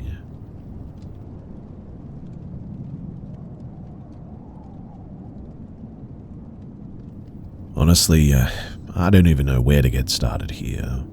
I'm mainly sharing this to get everything off of my chest in a community of people who may or may not have had similar experiences in the past or the present. I'd also like to add that creepy, unexplainable things have always happened around me since I was a little kid. But anyway, here it goes. So I moved into my apartment in September of 2023. I've always felt comfortable and calm in my home, and besides my usual nightmares, always had them, generally not too scary. Everything was pretty good. But either at the very end of December or January of 2024, things started getting weird. It's important to note that I live alone in a one-bedroom apartment. The first time something happened, I was sound asleep and was awoken to 3 knocks on my bedroom door at 3 a.m. I usually slept with the bedroom door open and just started closing it at night. It was loud and deliberate. I just told myself that I'd imagined it, and while I was pretty scared, I drifted back off to sleep pretty quickly. The next day, I was on my phone with my sister and I told her what happened. Out of curiosity, I knocked on my bedroom door and it was the exact same sound. Over the next few months, I heard 3 knocks at my bedroom door, bathroom, or front door at around 3 a.m., 1 a.m., or 11 p.m. I even had a friend visit in March, and he was awoken to 3 knocks at the front door at 1 a.m. as well. It was around this time, the first time, that I heard my daughter's 7 to 8-year-old voice say "Mum" next to my bed, and then a couple of weeks later behind me at the head of my bed. My daughter is 12 and lives full-time with her dad, so I knew and told myself that that was not my daughter. I also experienced what sounded like claw scratches across my stand-up heater across each metal section. Looks a lot like a radiator, when I was fully awake laying down in bed. Another time I was in bed and for a couple of seconds, I smelt sulfur next to my bed and got up and left my bedroom, it was so strong. After this, I took my first actions. So I have a favorite tarot reader or psychic that I found, a popular social media app that I can't type out because it isn't allowed. But last year, when he was first starting out, doing free readings, I was on his live stream the night after hearing my daughter and asked him and my 13 other people that were live with me for advice. Him and a few people suggested burning sage. I couldn't do this though because it would set off the smoke alarms in the building. The next thing that they suggested using sage incense, making loud claps all over the apartment, in the nooks and the crannies, to break up the energy and get it moving throughout the apartment. Lastly, to open a window and ask whatever or whoever is there to please leave through that designated window. I couldn't find sage incense at Walmart, so I got a plug-in wax warmer and picked up Palo Santo sage wax melts. I went home and I did the ritual, and surprisingly enough, I didn't have disturbances for like 3 weeks after this. During this time, I started leaving the bathroom light on with the door cracked, the bedroom door cracked that is, and the kitchen light on in the kitchen every night, and slept with my winter hat with the top open for my hair as a sort of face mask. But cut to Sunday night and I was woken up to the sound of like a wooden pop hitting the floor, like a staff or the wooden end of a broomstick next to my bed. I thought it was time to get up to go over to get my daughter up for school, but noticed that it was completely dark outside.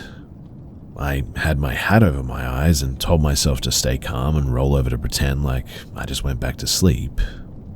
A few minutes pass and I hear it again, and this time I feel the vibration on the floor. I sleep on an air mattress on the floor, by the way.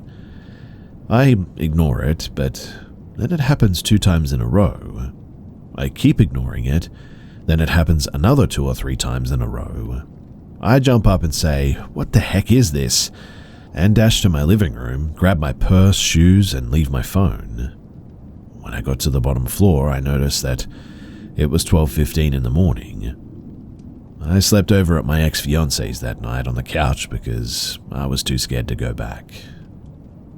Eventually, I go back to my apartment Monday night and I start hearing a loud wooden pop noise like when a house settles, but live in a concrete building, and I'd never heard it before. I was on the phone with a friend until midnight and kept hearing the loud crack or pop noise in the bedroom, kitchen, bathroom, every 5 or 10 minutes for around 2 hours. Eventually, I fell asleep on my chair because I was nervous about sleeping in my bedroom again, and was woken to another pop at 2 a.m. I decided to just bite the bullet, and I fell asleep on my bed that night, but woke up about every half an hour or so, but no disturbances that I had noticed. I left my apartment at 5:50 to get my daughter up, and that was that. Eventually, I get home at about 7 a.m., and I decide that I needed to take a nap from not getting a lot of sleep the last couple of days, and doze off at about 8 a.m. But I was awoken at about 9 a.m. to what sounded like a loud flick against the air mattress, and I felt it. I said nope to that, and I went to lay down in a ball on the chair again. I was woken up to the loud flick of the air mattress twice, then was awake and heard it again, like flick and air mattress moved even. And at that, I decided that I was leaving. I packed up, went to the bathroom, and I heard the same sound of the air mattress moving. Got in my car and I drove to my dad's an hour and a half away, in part to see him, but mostly to just get away from my apartment. I'm still here now. I've told this to all of my friends, sister and dad, every step of the way, and yesterday my therapist and peer support in detail as well. And to be honest, I'm very nervous about being back at my apartment again. I have so much fear in my heart, and genuinely, I'm just scared. I checked with my apartment manager today, and nobody has died in my apartment in the past. I called a local Catholic church and left a voicemail with a priest to call me for guidance and hopefully meet up and discuss coming to my apartment with me. I've always been non-religious, but now I am open to anything at this point.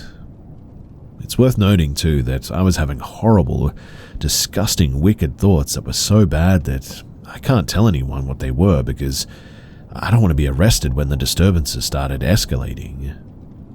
But I'm wondering if anyone has had any similar experiences to this. And most importantly, how did you get them to stop? Do you now feel safe and secure in your home? Are you still living with whatever it was today? And if you do, how the heck do you do it?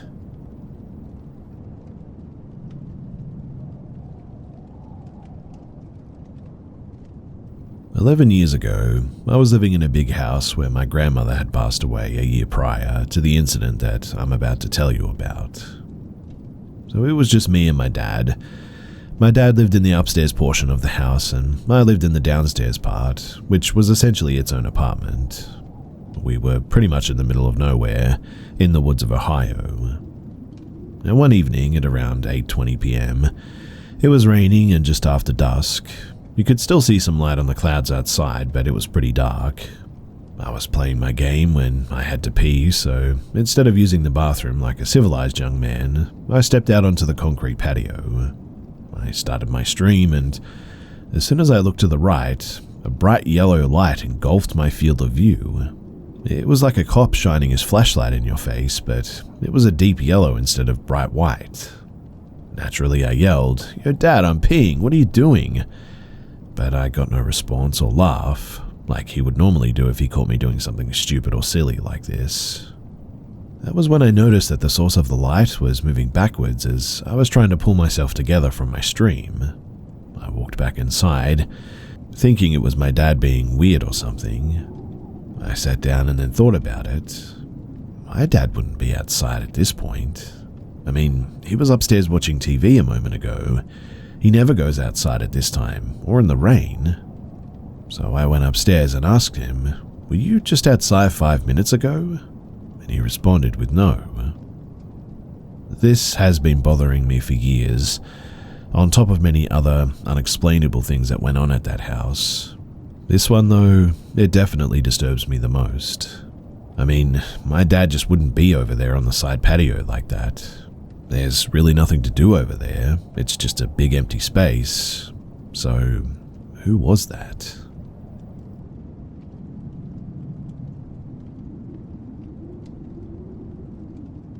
So I had some weird stuff happen last night.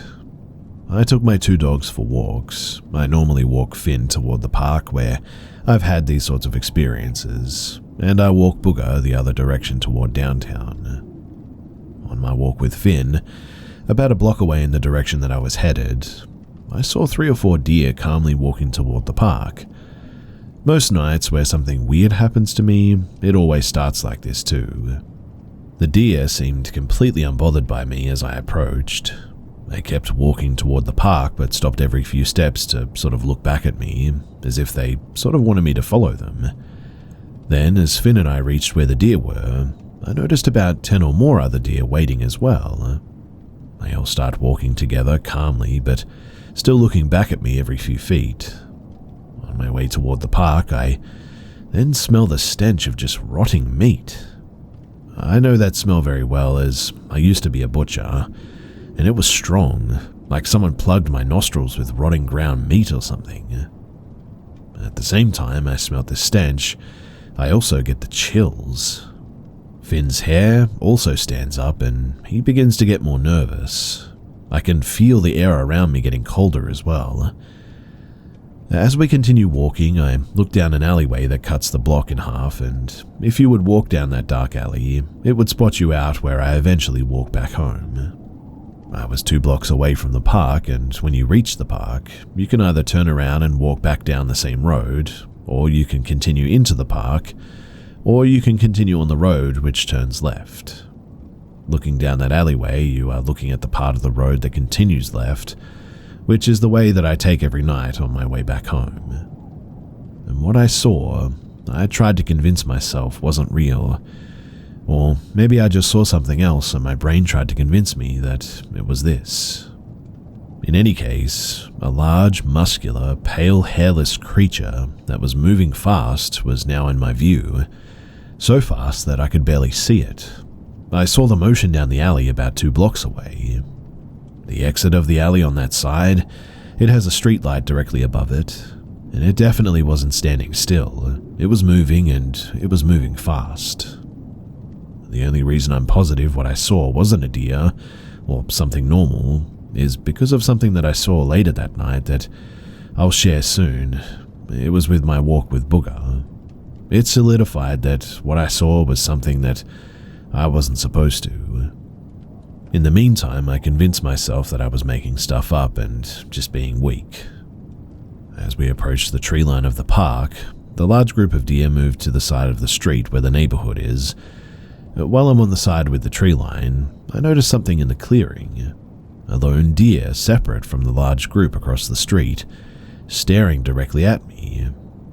I have my flashlight pointed at him, and I even hung up my call with my wife to use my phone to take a video of this moment.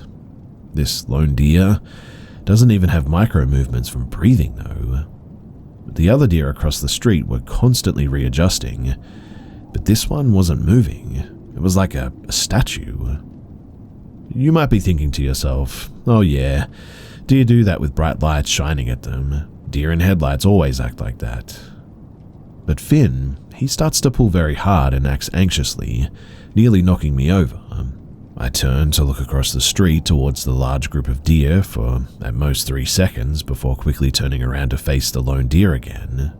And in those 3 seconds, that lone deer is easily 30 feet closer to me, still not moving, staring directly at me. And at that, I felt weird. I felt unsafe. I mean, I've lived in rural Iowa my whole life. I am and always have lived outdoors. But this didn't feel normal, and I was scared. I back away while shining my light at this thing, and once I get a block or so away, he finally turns around and calmly walks into the tree line. The whole way home, I feel like I'm being stalked though. Not just watched, but like something is following me. Now, I went home and I sat for a bit and tried to talk myself into believing that it was all just coincidence. After nearly 20 minutes, I started to walk Booger, my smaller chi mix. The entire walk was nice and pretty enjoyable actually. I had my earbuds in and was talking to my wife about what I saw in a joking way, like, man, I just completely scared myself for no reason at all. At the end of the walk, I turned to go around our alleyway, and as I leave from the garage on our walks, I stopped speaking from what I saw on the opposite end of the alley, and my wife heard me stop. I want to preface this by saying that I did not have any substances, including alcohol, for weeks up to this point. The most I ever do in that apartment is a few beers, or occasionally I'll use some weed to ease anxiety if life is getting hard. But I have no mental conditions that will cause me to hallucinate. The most I have is a personality disorder resulting from trauma that I've been overcoming quickly this last year. But what I saw were 2 large, muscular, pale, hairless creatures walking like apes at the end of the alley. The same thing that I could have sworn I thought I saw with Finn. This time though, not going fast, much closer, and it felt intentional. I saw them walk across the street very slowly, staring directly at me, and these were definitely not deer.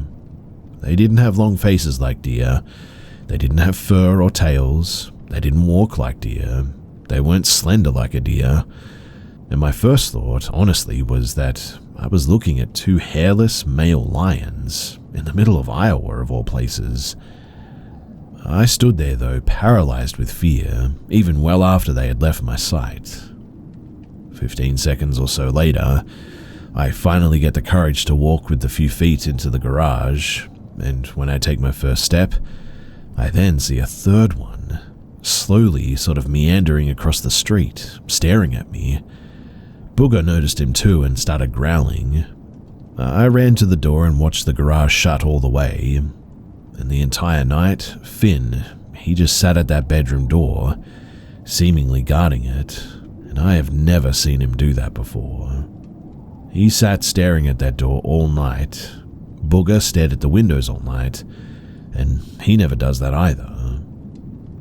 This all happened to me yesterday, and quite honestly, I don't know what to think about it.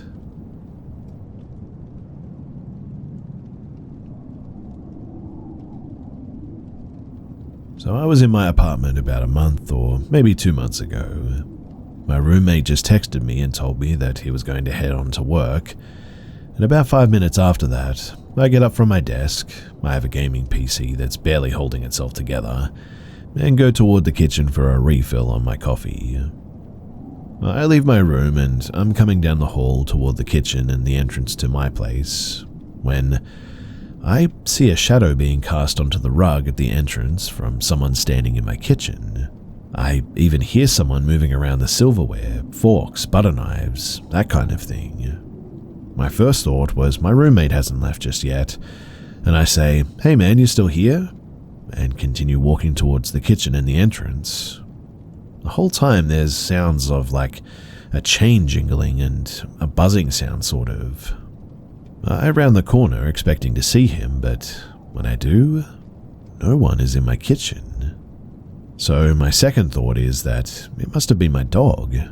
It roams free in the apartment and has his harness on, so maybe it was him shaking her clothes or something.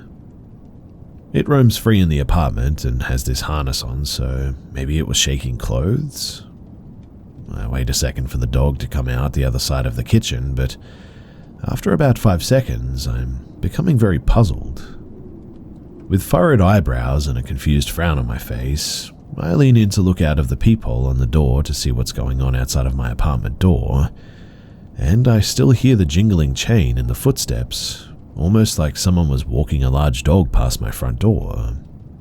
Whatever it is that's happening, I don't see anyone though, so I assume it's something happening out of view out there, and I just sort of shrug my shoulders and like, oh well, right? But here's the weird part. I turn around and am immediately faced with what I'm going to describe as a grey, leaning around the corner with one 3-fingered hand touching the wall. It looks insubstantial, but like it's made of smoke or fog. I gasp and take a step back, and it ducks back around the corner without a sound. I start saying things like, "It's okay, you can come out, I won't hurt you," and "I'm sorry, you just startled me." Of course, there's no reply. I go up and inspect the corner where I saw it, and there isn't enough room for someone to stand there and peek around, much less to hide from someone coming into the apartment. There's like 4 inches of clearance between the edge and the TV, so unless someone was like 2 inches wide, they just wouldn't fit there. And look, I know as well as you that it sounds crazy as heck, but I swear that it's the truth of what happened. Maybe it's stress and I hallucinated it. Completely possible. Maybe I'm actually sick and need medication for some kind of chemical imbalance. I mean, I don't want to be a schizophrenic, but it's possible, right? And yes, before you ask, before that and every single night since, I see things out of the corner of my eye, but when I turn to look, there's nothing there. Not once have I felt threatened or afraid. I remember watching this YouTube video about lizard people having wardrobe malfunctions on live TV. I know it's probably all bunk, but I enjoy a good conspiracy theory as much as the next guy. It's entertainment. But I really just don't want to be the crazy guy. I watched this video and honestly didn't have a single thing on my mind when the encounter began. I just recall that was what I was doing when it started. I figure that I'm probably going to get a bunch of people probably doubting things and saying hateful stuff, and I can't help that or how I feel. The only thing that I can do is just try to be honest with the world and with myself. I may be cracking it, who knows, but this is what happened. I swear on it.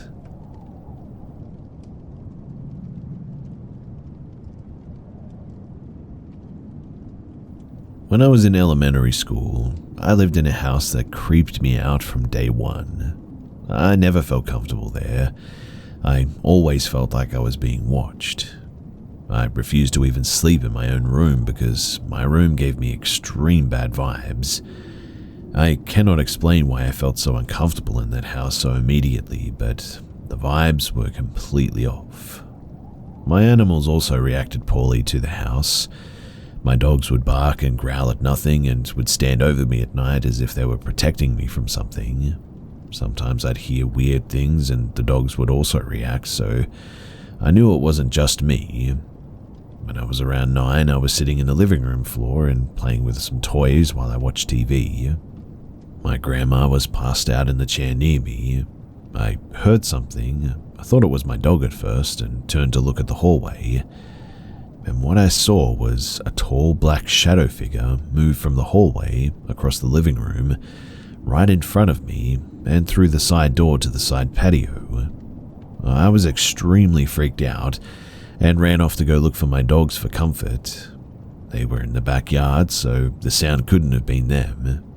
Plus, nobody else was in the house. I also often slept in the guest room. For some reason, it just felt safer than my own room did. The window in the guest room overlooked the side patio that the shadow figure went through the door to.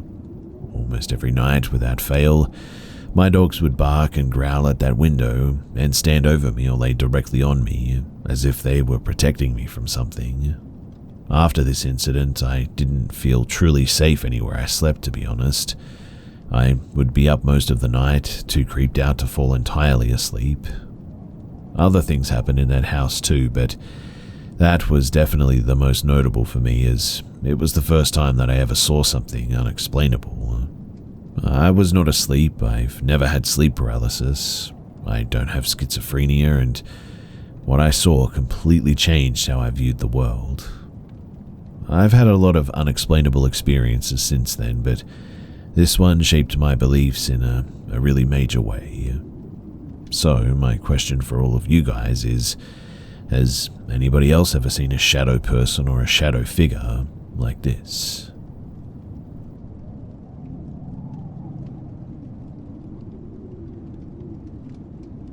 So basically, this happens to me, male 25, when I was working as a second officer on board a heavy lifting vessel about 1 year ago during my watch. The scariest thing that I have ever encountered was during a routine night shift while passing the Atlantic Ocean. I was doing laps around the bridge console to get some exercise while on watch, second officer from midnight to 4 in the morning, and to relax a little bit as well. While passing the bridge windows, I saw someone walking forward on the starboard side, which was not unusual. Just the time at 1:30 was surprising, I guess. The crew was allowed to go outside whenever they wanted, so I didn't mind at first. When I passed by the window again after doing a full lap, I noticed that he was standing between the cargo hold number 1 and the windbreaker, with his back turned to me, looking forward. I stopped to see what he was doing, and suddenly he turned around, looking straight at me, and he started to wave with his hand while standing perfectly still. This made me uneasy because at this time I started to notice some weird things. For example, he was wearing a white overall, which is normal for officers, but all overalls for officers and ratings is red with silver reflective strips on the shoulders. Also, he was wearing an orange helmet, which could have been possible. I mean, we have some, but all crew usually have white helmets. Also, it really should have been impossible for him to see me where he was like that. All lights on bridge were off and the deck lights were in as well, so reflecting when watching from below was sort of impossible. So while this person is standing there waving at me, I walk over to the console. I grab my radio and I try calling him. No response. He just kept waving, following me while walking around the bridge with his head. I saw him on the starboard side bridge and the radio was on the port side bridge, near the cart table. After calling him again and only receiving static noises, I went back to the light console to turn on the bridge spotlights, which flooded the deck with light. I looked up from the console and he was gone. So I think to myself, okay, he might be hiding in the stairway to the paint store, or he's inside the passage to the forward station inside the windbreaker, and I wait with the lights on. After 30 minutes or so, I decided to turn off the lights, but kept watching for some time, but I haven't seen him again. So the next morning I asked around if anyone was on deck during my watch, but everyone confirmed that they were sleeping during that time, which made sense to me, and it seemed like they were telling the truth as well. Also, no one owns a white overall because again, our overalls are all red. Why would anyone walk around on deck at 1:30 in the morning as well? We have no safety around and usually no additional lookout who is awake at this time. Usually it's only me during my watch. Some guys thought that it was a prank, but no one knew anything about anyone planning or doing anything like this, not even when I asked them to tell me the truth. I believe them because, it would be really weird to lie about this. I wouldn't be mad about it or anything. Not gonna lie, they would have gotten me pretty good. So I would have laughed together with them, with the prankster, I guess, but no one said anything like it or admitted it, even months later.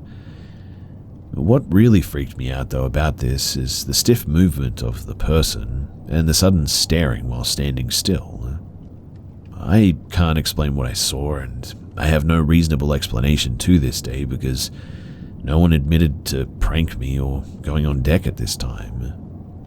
Also, the sudden disappearance when turning on the floodlights is still really unexplainable. I also checked the spot where I saw the person, and there was no evidence of hiding anywhere. The paint store stairway in the other entrance was locked every evening, and it was still locked when I checked it the next morning. So yeah, this is the only weird experience that I've had while working at sea for the last 5 years. I still cannot explain what I saw. I don't believe it was some hallucination because I saw him for at least 5 minutes from walking to forward and standing in forward looking at me, and I turned away a few times to grab the radio or walk to the console. He only disappeared when I turned on the floodlights. But this was the only time that I saw anything like it, and it's something that I just can't stop thinking about.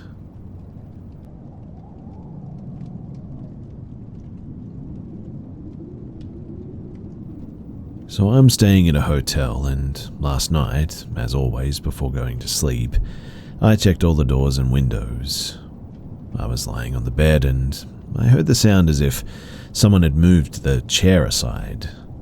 I thought the sound probably came from another room. I believed it because I couldn't see anything and the lights were on. I played on my phone for half an hour and then turned the lights off. I twisted and turned to the left side of my bed, fetal sleeping position, closed my eyes. After some time, I felt as if someone walked inside the room. I could hear bare feet rubbing against the ground, and then pressure on the side of the bed, like a person moved in and climbed on the bed. I just thought that it's all in my head. It must be, and that the sound is coming from another room beside mine. I was gathering all the strength in my body to turn and punch if there actually is someone in my room, but at the same time convincing myself that these sounds are from the other room, just like earlier. Before I could make up my mind, I felt that someone grabbed me tightly from behind, though. I could feel the hands, feet, and whole body pressuring against my back. I was trying my hardest to turn. I even screamed and asked who it was. I could only hear breathing at this point, but I applied all of my strength to get out of this hold. I could feel that it was a male, and I couldn't turn my neck. After a few moments of struggle, I felt my neck was free, and then I felt like it was gone. I felt free, that is. So I turned my head. When I did, there was nothing. I quickly turned the lights on, Googled whatever I was feeling. I was relieved that many others had felt the same thing. A feeling of presence is what it's called. I couldn't turn and see the face, but I felt like someone with a dark, demonic-like face was there. I also took God's name when trying my hardest to get this thing off of me, and the whole experience was absolutely terrifying. I couldn't sleep and felt like I had 10 cups of coffee. I slept peacefully after a few hours, but I couldn't tell if it was real or something in my head because I could feel the touch. I eventually went for a walk, and while walking I was thinking about whether or not the encounter would happen again tonight. I called up my girlfriend and I asked her to hang out with me and stay on the call until the morning. Thankfully, nothing happened that night, but I don't want to ever experience whatever that was ever again.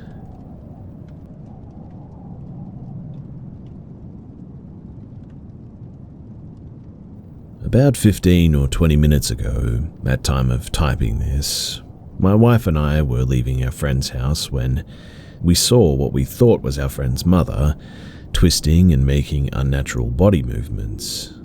She was wearing the same clothes we saw her wearing less than an hour before, had the same hair dye and looked almost exactly the same in the face, but something was uncanny. As we approached, the awkward, inhuman movement stopped, and they took a fight stance and froze still with a look on their face, both filled with hate and completely sort of emotionless at the same time. I almost rolled my window down and said something to them, thinking that it was her, right before I realized that something was off. They stared at us, and I said hesitantly to my wife, "That's Wendy, our friend's mum." My wife replied with, "No, that's not Wendy." We were both unsure and couldn't decide if it was her or not. It looked exactly like her, but something was really off. We couldn't put our finger on it. For about 10 or so seconds, we all sat frozen, and it felt as if they were in the car with us. We have tinted windows, but they were looking right at us and didn't break eye contact. It was a very intense, uneasy feeling that my wife and I both experienced. I realize I can drive away, and so I do so.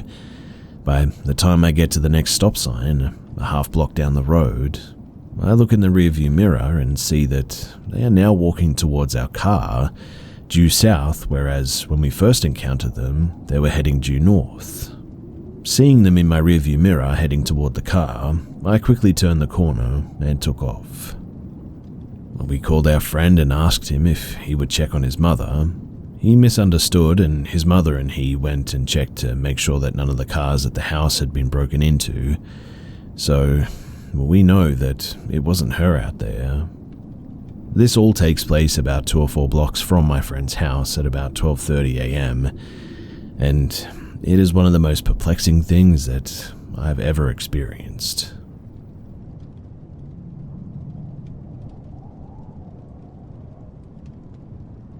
I normally take a walk every Friday to attend my weekly Pilates class.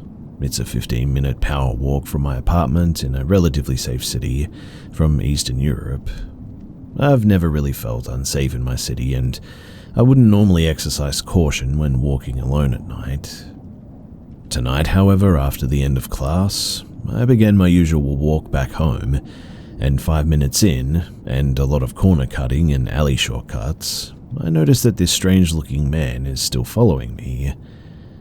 The first glimpse I got of him at that point was a young man in his 20s, incel-looking, hat on, shiny, elegant shoes on, and a black coat.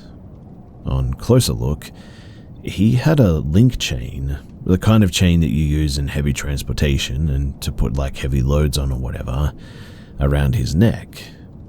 I instantly got shivers down my spine and changed my pace of walking to very slowly, then very fast to check if he does it too. He changed his as well, and I could see from the corner of my eye that he was still behind me. He was also on the phone, and I got the feeling that he may have been taking pictures of me. At this point, I'm completely freaked out, but my first thought was that I was athletic enough to put up with this creep and that I needed to stay focused. I was on the main boulevard parallel from my apartment, and I decided to turn right in a very fast and abrupt way. He kept on walking, and I thought then that I was just crazy and that it must have all been in my head. But 2 minutes later, and he was there again, still behind me. I should mention too that there were people on the street at every corner, so even if you wanted to attempt something, it would have been virtually impossible. When I reached my apartment, though, I entered the house quickly, checked if he wasn't behind me, and that was it. However, the scary part comes now. So after an hour or so, my husband checked our building's security camera and saw that as I rushed into the flat, this creep hid behind a car and stayed there for a good few minutes watching the building. Afterwards, he approached the entrance and also took a picture of it and the address engraved on it as well. I am actually now pretty scared that he's going to start stalking me and my family. So if you have any tips or advice, then it would be much appreciated.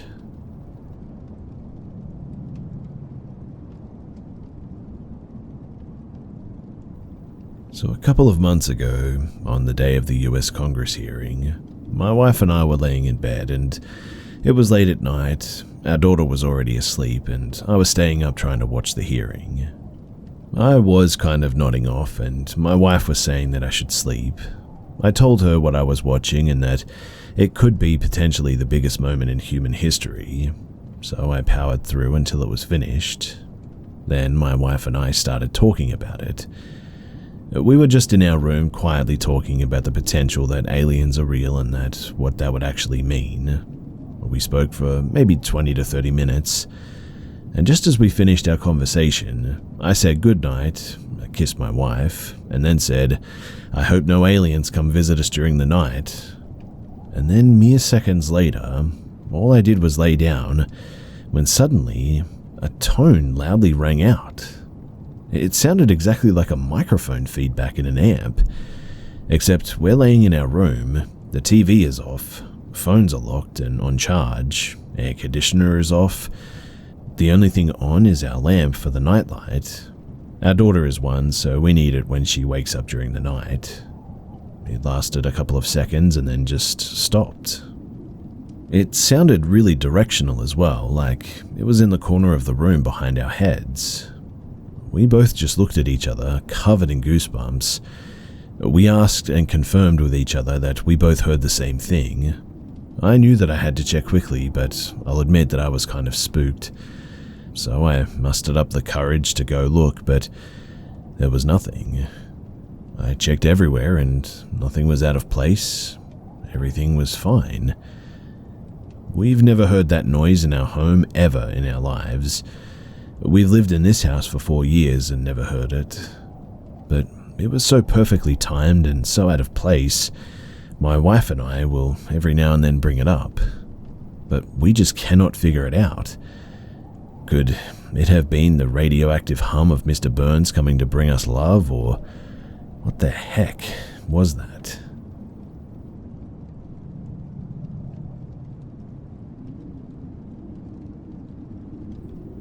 I had some interesting experiences in my youth, and people around me told me a few things too.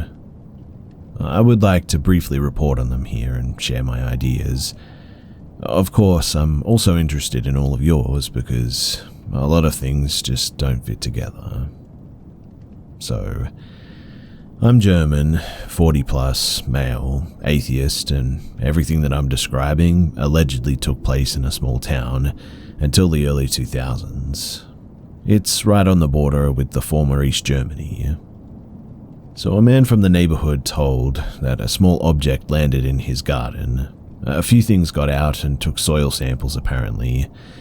The people that he confided in told him to shut up or they would come and get him. Unfortunately, I couldn't find out any more information except that this was in the late 60s or early 70s. All those involved are unfortunately now deceased. I think they meant the nice people from the asylum, to be honest, but strange lights were apparently normal in my parents' teenage years. They even called dates looking at UFOs. As I said, our village was right on the border with the Eastern Bloc. It's not that unusual for someone to be interested in monitoring the border, whoever it was. Anyway, my father saw a shining white woman in the stairwell of our apartment in the evening too. He wanted to show her to my older brother, who was still small at the time, but apparently he couldn't see her. This probably happened in the 80s. There are thousands of reports about these women in white, enough to fill several stadiums with the ladies, but there are just as many interpretations of what these appearances mean, so I can't really speculate. It is pretty remarkable, though, that only my father saw the woman. It could be that only he should or could see her, or maybe he was drunk or something. Who knows? I can no longer ask him about this because, unfortunately, he died of cancer in 2001. In 1998, my brother and I were driving to my grandparents' house where he lived. From a distance, we saw what we thought was a helicopter hovering over the cemetery in our village.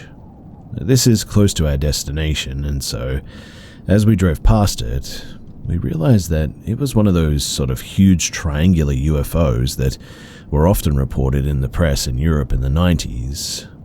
We just drove past it without paying much attention, and when we got to our grandparents' house, we got out of the car and, of course, it was gone. I've written about this elsewhere, but even though the Belgian UFO wave was often reported in the early 90s, these things were also seen all over Europe before and after that.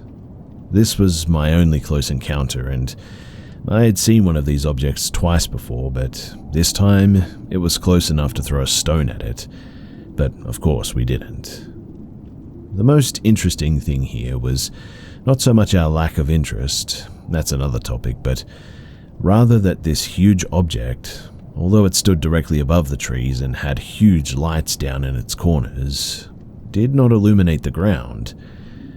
How does that even work? Was it amazing technology that utilizes features of reality that we can't even guess at? Was it some kind of hologram, a projection into space or our minds? Secret American airplanes? Or are we just crazy? In 1999 and 2000, my father had been suffering from chest pains for days. He dreamed that at night, as he lay in bed, a grey alien entered the bedroom and placed its hand on his chest. He felt better for a while after that too. Maybe that's what happened, but it's also possible that he suffered more than he wanted to admit to my mother and us 3 children. It may have been the subconscious desire for help that triggered this visit or this dream. A year later, my mother saw my father's deceased grandparents standing by his bed at night. They cried and said that they had tried but could no longer do anything for him. He was later diagnosed with cancer and died in early 2001. Again, it may be that this was a reality, but there is also the possibility that father told her about this dream and this was part of her vision of the dream. Of course, she knew more about this suffering than we children did, who were more concerned with ourselves, to be honest. Then, there were a few smaller things that I can't say much about. My brother felt his cat on his bed at night, and it became clear to him that she should be in our grandparents' house, or a mysterious ball of light that flew through the bedroom, and my mother said that when she left our parents' house and moved, that she would do whatever she could to stay there. Now, I know that this all seems a bit thrown together and doesn't really fit together very well, but from all of this I concluded that such things happen much more than you think, and or that many people ignore them, keep quiet about them, explain them away or dismiss them as unimportant. So, what has all of this done to me in my life and my view of the world? Well, actually, nothing really. My family has always been open to everything and doesn't reject anything, just because it can't be explained or is difficult to explain at that moment. There are a lot of things that are difficult to explain and understand.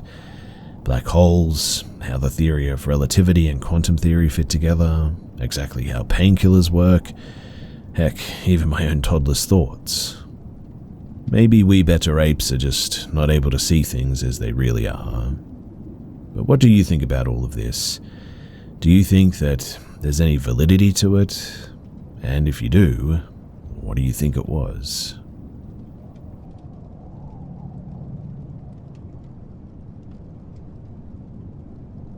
When I was 11 years old, I woke up in the middle of the night and heard something repeatedly running up and down the hallway. My mother was the only other person in the house, and I know for a fact that she was asleep at that time. The sound that I heard didn't sound like adult footsteps. They sounded more lightweight and rapid, like that of a scampering toddler perhaps. And no, there were no pets in this household. My bedroom was at the dead end of the hallway, and these scampering footsteps would repeatedly run from one end of the hall to the other. But every time they reached the end where my bedroom was situated, there would be a momentary pause in front of my door before resuming. This exact same cycle repeated for about 5 minutes, and then it just abruptly ceased. I sat upright in my bed, petrified with fear the entire time that this was happening, and was much too afraid to open the door during or after. I still have no idea what was making that sound, but I got a distinct feeling that whatever it was seemed to be aware that I was aware of its presence. Don't ask me how I know that. It's just one of those things that you can feel, but you can't rationally explain it. The second incident occurred a few years later when I went down to the basement workshop to retrieve some tools. As I was standing in front of the pegboard selecting what I required, a female voice aggressively growled directly into my left ear. I immediately went into an adrenaline-fueled panic and dropped everything that I had in my hands before sprinting out of the workshop and up the stairs like a frightened cat. Even remembering that now makes me feel an icy chill throughout my entire body, like it did when it happened. That incident was far more traumatic than the previous one. Now, I live in a city in northwestern Canada that is somewhat remote, and the neighborhood that I grew up in is situated on land that was once inhabited by indigenous villages.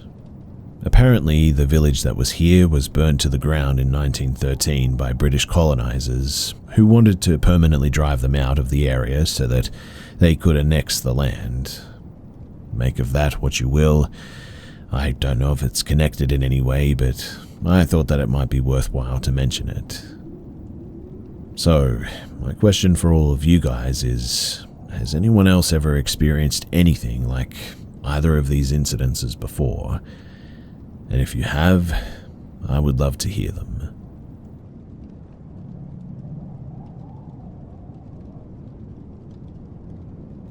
I used to see shadow people all the time from ages 11 to 14. Back then, I was severely depressed as I went through many traumatic events in the 3-year span of middle school. I told my mum, who sadly passed away when I was 13, about how sad I was all the time and that I was starting to hear and see things. My mum ended up taking me to my pediatrician, and he told me that a person's depression can be so bad sometimes that it causes hallucinations. I'm still conflicted about this diagnosis 9 years later. Why? Because everything I went through felt too real, too strange, and too coincidental. They terrified me at first. I used to hide in my covers all the time, especially seeing one particular shadow, whom I named the Tall Man. All the shadows used to scare me so bad just by standing around and slowly moving to one other side of my room. I got fed up with it though, so one night I decided to charge at one and start punching it. It did not like that, and actually rushed me. I didn't feel anything, but I saw it cover me right before I closed my eyes, so I sort of cowered on the floor for a while and I just cried. After that night, I decided to just observe them and not give off any hostile vibes anymore. I think they must have noticed because they started to become, for a lack of a better word, curious of me, and I of them. They started to get closer to me while I would draw and play video games. I would watch them move around my room and merge into dark shadows before I went to sleep. I wasn't scared of them anymore since I realized that they weren't hostile unless provoked. I kind of felt less alone when they were around, if I'm being honest. The Tall Man who I mentioned before always stayed in one place though. He was more solid than the other ones as well. He had a long coat and a wide-brimmed hat. He didn't do much and never really moved from his place, which was right next to my bedroom door. Why I bring him up is because after I turned 15, I didn't see the shadow people anymore, but this one stuck around for a while longer. I haven't seen him in 2 or 3 years now, but I'm wondering why. Why don't I see shadow people anymore? Was I actually just hallucinating because of severe depression? What are shadow people even? I'm sharing this anonymously so that my friends don't find this.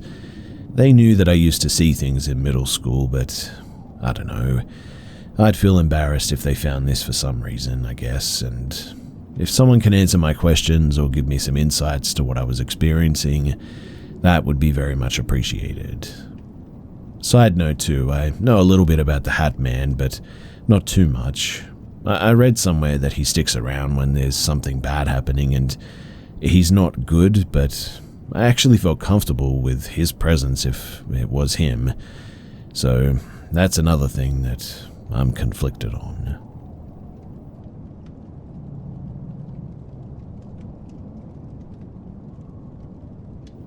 I work overnights at a 24-hour diner. You can probably guess what company, but I'm used to weird people and odd things happening, I guess. But tonight was just too much. The restaurant backs up to a field that has a tree line, and my cook and I went out back to take a smoke. We could hear someone yelling in the distance, but we do have a lot of homeless people that come through town that usually are harmless, so we just shrugged it off as weird and went back inside. Later on, I came out again to smoke and throw away some trash in the dumpster that is next to the field. It was stupid to go over to it, but I hadn't heard him again. But as I'm walking away from the dumpster, I hear, "Hey, come here! Hey, come here!" It was much closer than we had heard him yelling the first time. I went inside and got my coworker, who owns a car with a spotlight on it. We shined it out into the field, which, again, was not that smart, and we admit that, but we just couldn't see where he was. But he kept saying, "Hey girl, come here." I called the cops by this point because it was just too weird. As soon as I get off the phone with them, he comes walking out of the field. He's an older man wearing a tan trench coat, and my coworker and a customer ran back inside because this dude was hauling butt across the parking lot. He started to come towards the door, and I called the cops again. My cook cut him off and told him that he needed to go. The man was acting really erratically, yelling at my cook and said, "I'll end your life next time I see you." He kept moving his jacket by his waist like he was flashing a weapon, but I couldn't see anything from inside. The cops get him down the road, and an officer came by and basically said that the guy was homeless and not mentally stable. No kidding. We told them everything that happened, and my cook pressed charges on him. The officer told us that there wasn't anything that they could really do, and he wouldn't give her his name, so in the end they just let him go. It basically ended with, "Oh, by the way, he's known to carry a knife in his waistband. Call us if you need us. Bye." He came back though, again hauling butt across the neighborhood parking lot and back into the field. We could hear him screaming, yelling, "Hey, come here," again and again. We got busy when the bars closed and haven't heard him yelling since, but I know that he's still back there because I had caught him sleeping behind the dumpster before. My manager comes in the morning, and I'm going to try and get her to let me take a picture of him of the security tapes so that I can warn the other third shift workers. The field that he's camping out in also backs up to a middle school, but the cops said again that there was nothing that they could do. Hopefully he moves on and just leaves us alone, or the cops can get him on something where no one gets hurt, but at this point, it's not looking good.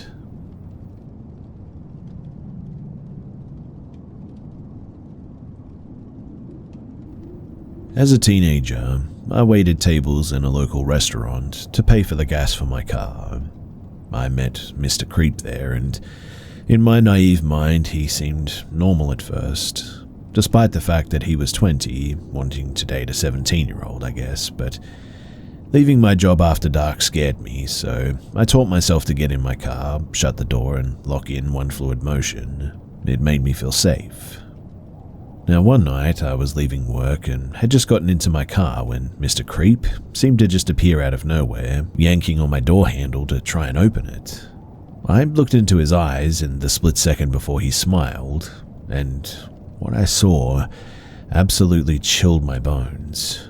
I don't know how to describe the evil that I saw, but it was unlike anything I've ever seen. From then on, I was terrified of him, but I didn't let on because I was afraid of what he might do if I told him that I never wanted to see him again. I had been dating this guy for a little while at this point.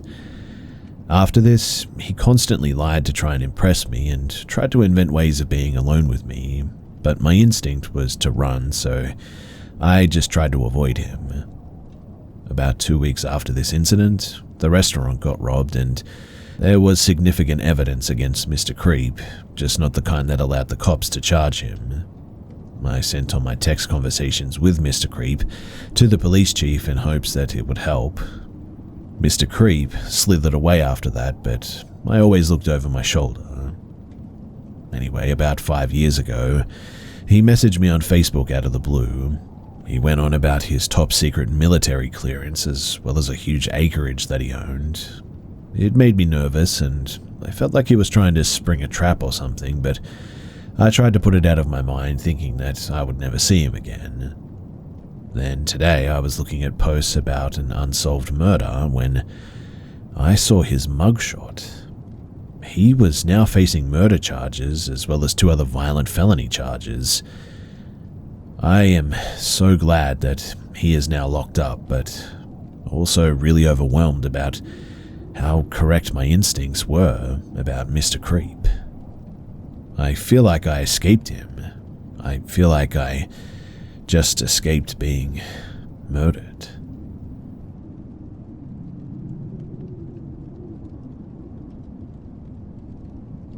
So this happened about 7 years ago now. I was around 19 to 20 and I was a scout leader. We had a camp in a forest. The nearest city was about 10 to 15 minutes drive away. Now, every year in the month of July, we would have an international scout camp. Scouts from different European countries would join us. I was in the preparations team and we would go around 2 to 3 weeks in advance just to clean up and put the tents up and all that. In the preparation team, we had maybe around 20 people, 10 to 12 men and the rest women. We were all in our late teens or early 20s. So, if anyone has been a scout, you might know that the first thing in a camp is setting up a flag. The flag is an important part of this camping game. Other scouts would constantly try to steal the flag. If they managed to steal, then the lost team would have to go home. This never actually happened. No one was ever really sent home or anything. It was just a rule to keep other members involved and willing to protect the flag. Therefore, we had to constantly keep an eye or a guard out, a team member near the flag. Other games involved attacking other teams and kidnapping members. All fun and games, nothing violent or harsh or anything. And it was really fun and made us be alert like 24/7. But here is where the creepy story actually begins. So one night our preparation team was done with everything. The other 2 countries from Europe, about 60 people, were set to arrive in the morning. We really had nothing to do, so we set up a campfire and started singing and talking and all that. We had our guards, people from the team, set up in different locations, 2 near the flag, 2 near the entrance, and 2 in the woods facing the river. We were tired though, and eventually we decided to go to sleep. We would change guards every 2 hours. Each guard had a whistle, and if an animal or a person was to come to the camp, they would blow a certain note of a whistle as to alarm for danger. That night, I was an hour into sleep when I heard a whistle. We all woke up and ran to the team member who had whistled, and she claimed that she saw 3 white figures running quickly in the forest near the set-up tents. We thought that the morning teams arrived early and sneaked in to steal the flag or kidnap a member or whatever.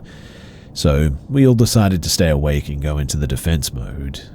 We each stood guard in different locations, watching for any signs, and after some time we started hearing whistles from the deeper parts of the forest.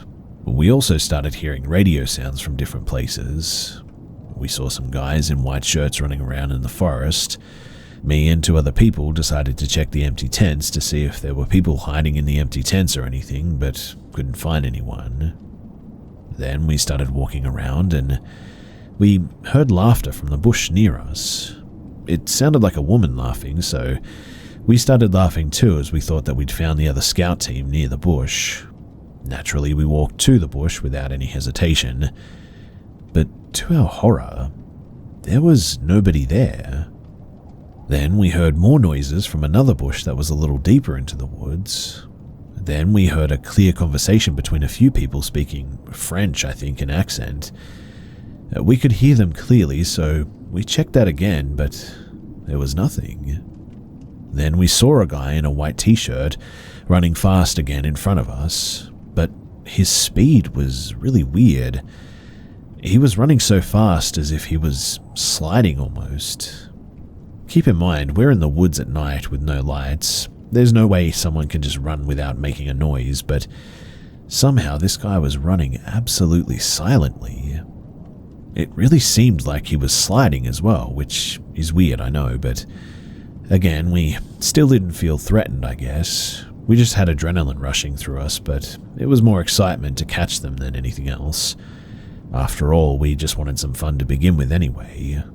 We were excited to see the teams again and have some fun, so for the next 2 or so hours we kept hearing whistles and whispers in French, but we just couldn't find a single person.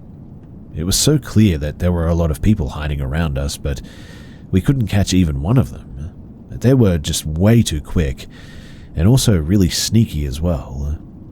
Also, an important point to mention is that the arriving teams were not from France, so it was weird to hear them speak in French, but anyways, after like 2 hours of running in the forest in the dark, I got tired eventually. I didn't take this too seriously, so myself and a couple of my friends went back into our tents to rest for a bit. I laid down and maybe after 10 minutes I saw a car light speeding towards us. This area is not really designed for regular cars to arrive or anything. None of us or other teams had cars as well. A bus from the near city would drop us there and pick us up after the camp was over, but we heard a car coming straight towards our tents with high beams on. It was coming so fast that we were frozen, expecting it to hit us at any moment. It happened so quickly that we couldn't even really run. Then suddenly it just stopped right near our tent. We heard the door open, but heard no footsteps. Whoever it was just closed the door and then just left. We were shaking at that moment, and it hit me that it couldn't have been anyone from the other teams. We got out and learned that our other teammates also had seen a jeep speeding towards our tent, but didn't see anyone come out of the car. After this, we just decided to stay awake until morning. Throughout the entire night, we kept seeing these white-shirted men sliding around us. Mind you, we couldn't see any faces, they were too quick and it was weird. We could hear loud laughters and French whispers all around our camp. We could tell that there were a lot of strangers near the camp who were either messing around with us or had plans to hurt us or something. In the end, the sun came up and the strange things just stopped. We didn't manage to catch anyone or figure out who they actually were. In the morning, the other teams arrived and we had this leaderboard meetings every afternoon where we would discuss daily plans and meals and all that. Also, we would share about any planned or failed attacks. And all the team leaders said that they arrived in the morning, so they were not even in the country at night. Up to this day, I have no idea who those people were. I have no idea what they wanted or what their plans were. They never attacked or kidnapped anyone in the team, but it was scary when I think of it. I mean, what would have happened if we hadn't have had our guards out that night? What would happen if we were all asleep? At the end of the day, this was a campsite in a wooded area, and woods can be places where cults and crazy people gather together, and my hunch is that it was something to do with this.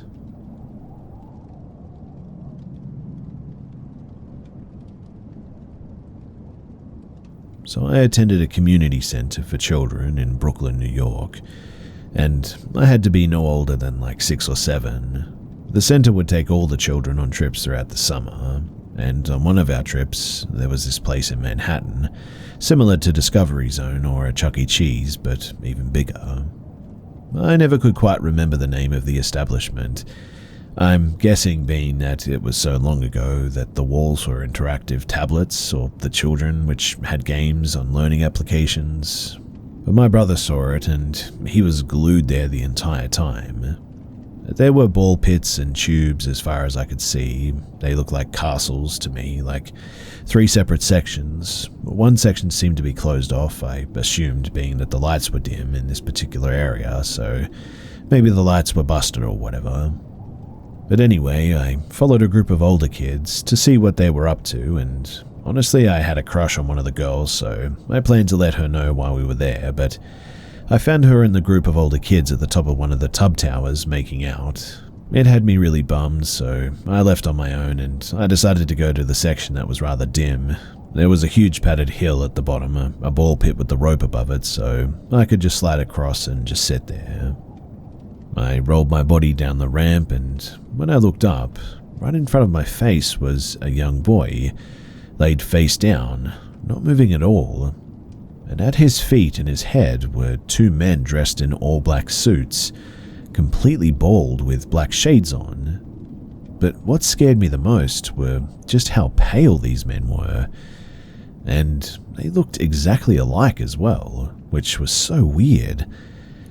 I knew then that I did not want to be the next kid that they got, so I just took off running and found my godbrother frantically trying to explain to him what I had just seen. But before I could even get it out, they made an announcement on the loudspeaker, and the next thing I know, my entire group had got kicked out of the place, and they told the counselors that we were just too rowdy, which was completely untrue. The counselors thought that it was a race thing, but to be honest, I don't know about that. Maybe it was the fact that I had seen something that I shouldn't have.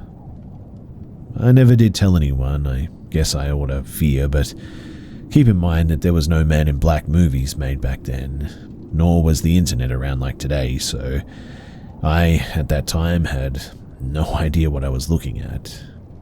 But in hindsight, those guys, they looked exactly how people describe the Men in Black.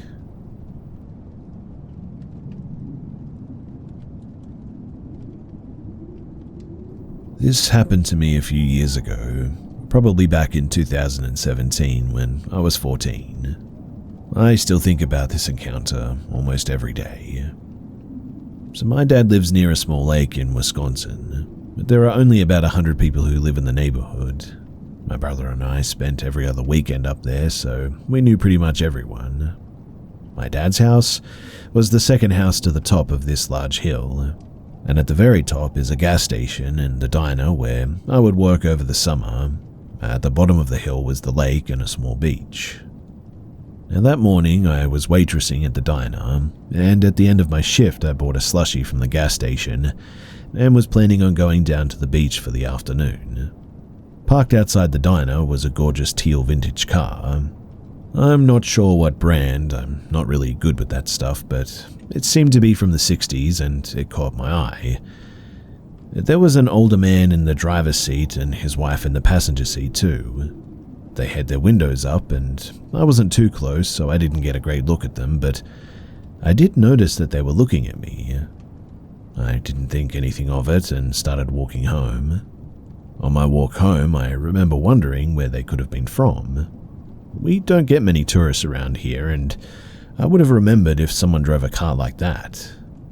Plus, the diner was off a pretty quiet highway and it was rarely used by out-of-towners, but I assumed that they were just driving through, I guess.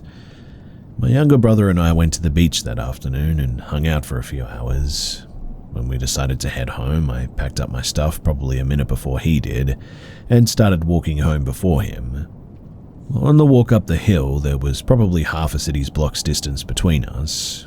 He could clearly see me, but we were too far to talk at this point. I heard a car coming towards me, and I looked back and moved to the side of the street. It was the car that I had seen earlier at the diner. They slowed down as they approached me, and I started to get nervous at that. The woman in the passenger seat rolls down her window, and I nearly wet myself. They both seemed to be wearing like hyper-realistic latex face masks. There seemed to be no beginning and no end to the mask. There weren't noticeable holes for eyes, yet their eyes definitely seemed real, and there was no seam at the edge of the neck or anything. If they were wearing masks, they were some of the best masks that I've ever seen and must have cost an absolute fortune, but it definitely wasn't their skin. I mean, there was no way. Something about them was just so off as well. Anyway, the woman asked me for directions to a highway that I've never heard of. I didn't drive yet though, so this in itself wasn't that weird, but I pointed them to the highway by the diner that leads out of town. They thanked me, rolled up the window, and drove away. I ran to my brother and told him what had happened, and he said that they looked pretty normal to him when they drove past him, but they looked normal to me that morning as well. The masks, though, were just too good. I mean, you had to be close enough to notice how strange they actually looked. There was just something really unsettling about them. They didn't really do anything odd except asking a girl who was clearly too young to drive for directions, I guess, but it was a very small community, and I might have been the first person that they'd seen in hours. Who knows, but it was just the way that they looked. I've never really seen anything like it, and I haven't seen anything like it since as well. I mentioned it to my dad when I got home, but he didn't have much to say about it. But I still feel really deeply unnerved when I think about it, more than 6 years later.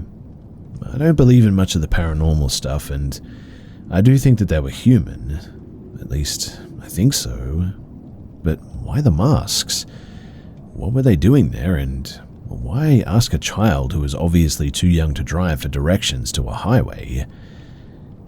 Has anyone ever experienced something like this before? And if you have, I would really like to hear exactly what those masks were.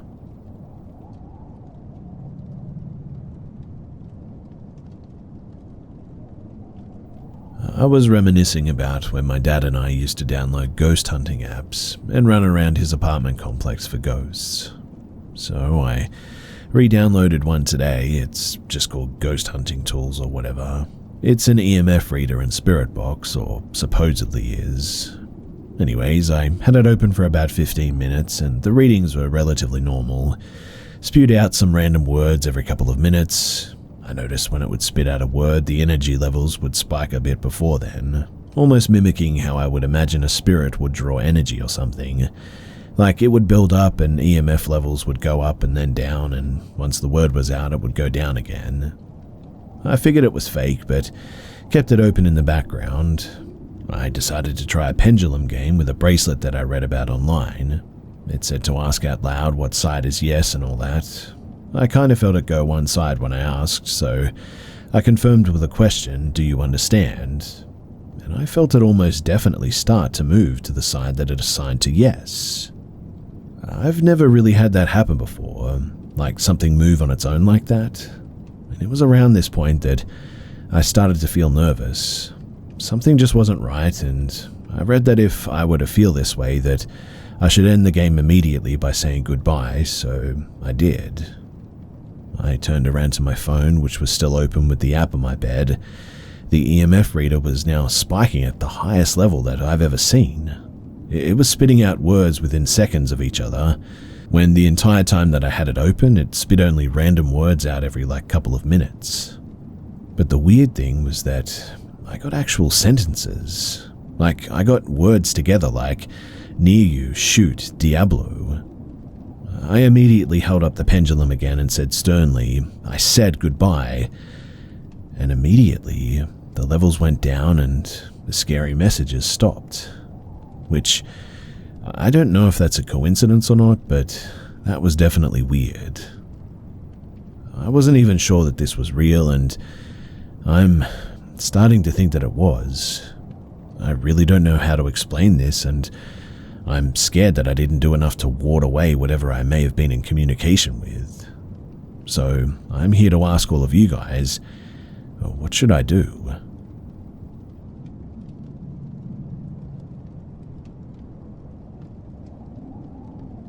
So this happened after a whole other crazy experience, attempting to sleep on a church stoop along 250W that was beside a graveyard.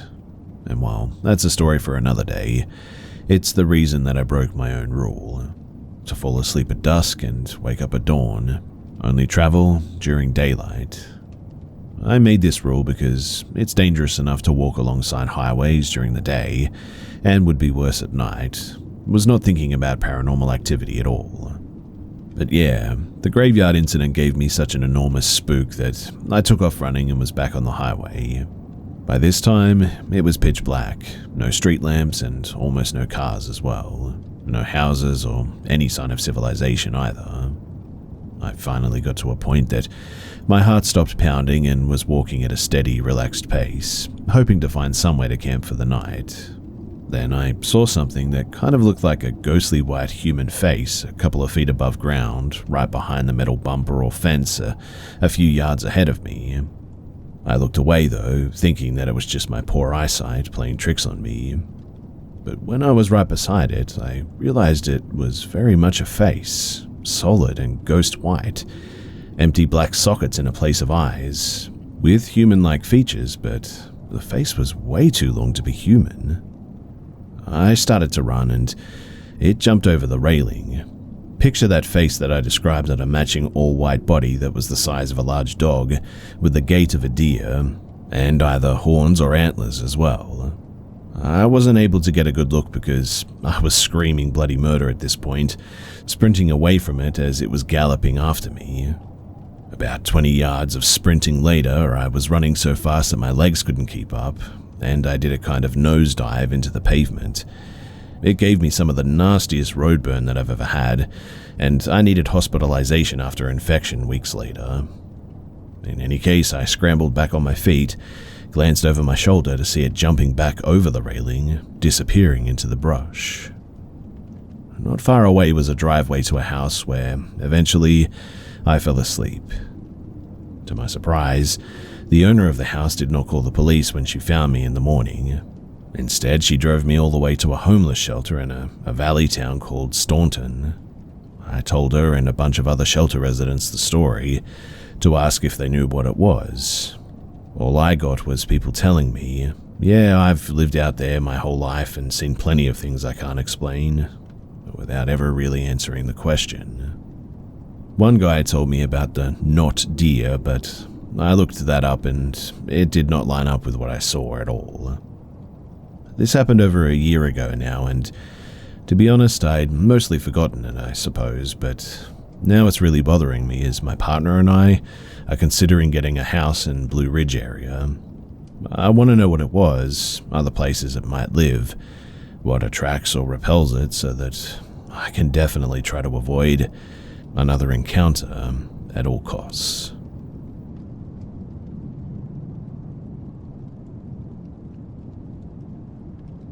A couple of years ago, there was a problem that I used to have. I would constantly lose items in my room. Like, my room is not cluttered at all. It's mostly plain, really, and almost barren, in fact. Yet, I would constantly lose things, even if I placed it down in places that I knew for a fact that it would be there. It got to the point where I started blaming my brother or roommate. I mean, the way that these items would disappear would be baffling and infuriating. I already believed in the supernatural, but this seemed like someone was pranking me, to be honest. I blamed my brother a lot, and he constantly denied it, until two separate incidences of missing items took place. There was a shirt that I only wore at home and never outside. I lost it one day, and of course I blamed my brother in an infuriating rant. A couple of days later, I went to work and I saw the shirt folded up, dusty on top of a locker. I honestly genuinely got scared and nearly panicked to my core at that point. Because I never ever wore my home shirt to work, considering that I have a work shirt as well. And in the end, I didn't take the shirt out of paranoia, and I just left it there. I came back home and told my brother about it, and he was weirded out but not scared. I forgot about it until the second incident. Me and my brother were going to CV's to pick up some snacks, and considering this missing item dilemma that we were going through, me and my brother, right before we entered the door of the CV's, agreed to check our wallets for our debit cards. We pulled it out, showed it to each other, and we headed home. We got our items, headed to self-checkout. I reached into my pocket and the wallet was gone. I looked at my brother and he patted me down, and we searched every nook and cranny that we could think of, just in case we didn't misplace it somewhere. But in the end, we just couldn't find it at all. But my brother just looked at me bewildered. We asked one of the employees to check the camera, and they did, but they said that they couldn't find anything on it. We went back home talking about it on the way. I go back inside my room, flip the lights on, and you know what I see on my bed, wrapped in a circle on my bed, like a sick joke? My wallet. I stood there for a good minute, trying to logic my way to this conclusion. I showed my brother, and to this day, we have no explanation for this. Thankfully, I don't lose things in this weird manner anymore, strangely enough, but this wallet scenario has always stuck with me. And so, with my brain trying to still figure out what happened, I'm wondering, has anyone else had this happen to them? And if it did it ever come back?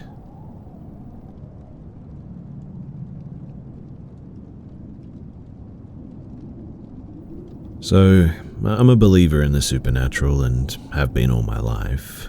I've always had experiences or feeling like I'm being watched, having perplexing dreams of entities that felt too real as something as well, or feeling an energy that either was or wasn't happy as something as well.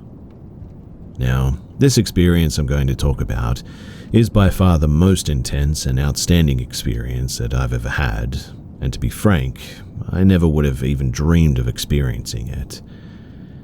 So, back in spring of 2020, it was an average night as I was doing what I usually did, watching YouTube, scrolling through my phone as I wind down from the day and get ready for bed. Nothing out of the ordinary, and no foreign or unsettling energies were present. Time goes by, it's time for bed. I get cozy and start getting sleepy.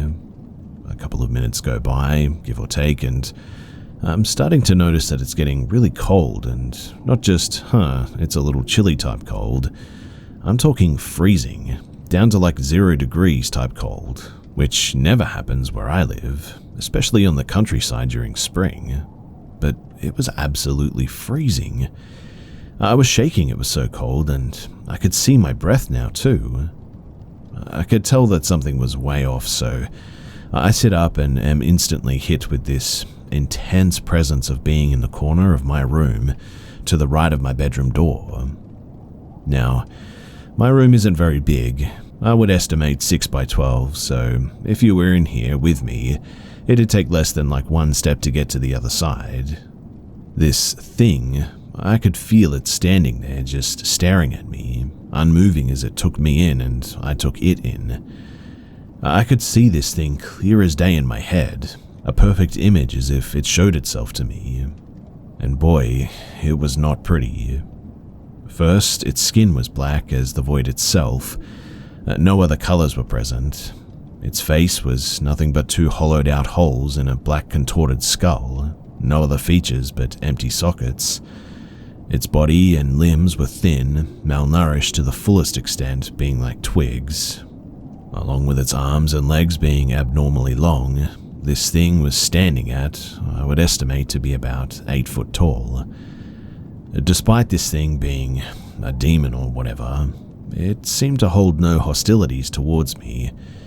It just stood there, looking at me until maybe 20 or 30 minutes pass and it finally leaves. The temperature instantly warms up, there's no more presence, and I'm alone once more. Weirdly, it didn't shake me up as much as it did astonish me, I guess, being so close to such an otherworldly thing, let alone its center of attention. And look, I know that this is a fairly out there and extremely boggling experience, but if anyone else has had a similar experience, then please do let me know. It would be nice to know that I'm not the only one who has had something like this happen to them, because it certainly sticks with you when it does.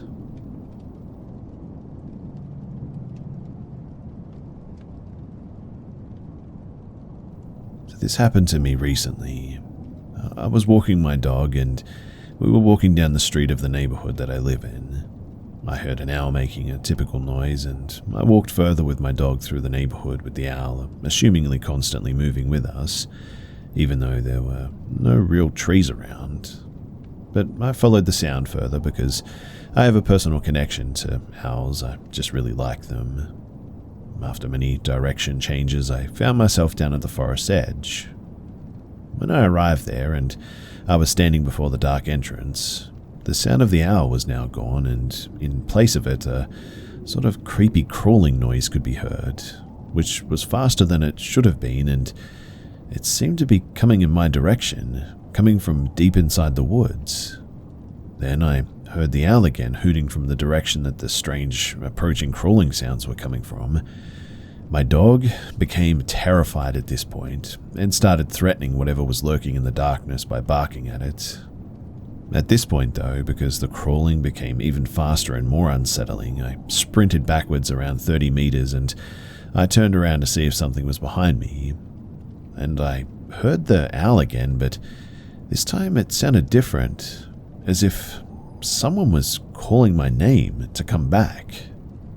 When I told my dog to calm down as I was running home, a distorted laughter was what I heard coming from the forest, and it didn't really sound human. But after that, I just ran for home and I locked all the doors as soon as I got there. It was nighttime at that point, and I just tried to get some sleep, but I don't know what the heck that was.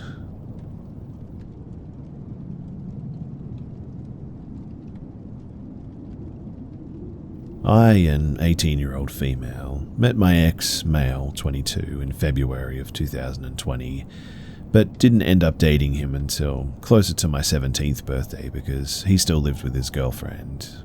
He told me that they were just friends and he didn't like her like that, and I didn't find out until later that they were actually still doing things together, and meeting him was absolutely the biggest mistake of my life. Everything started off great though, as every relationship does. I sent pics because he was my boyfriend, so, and of course I let him save them for later use.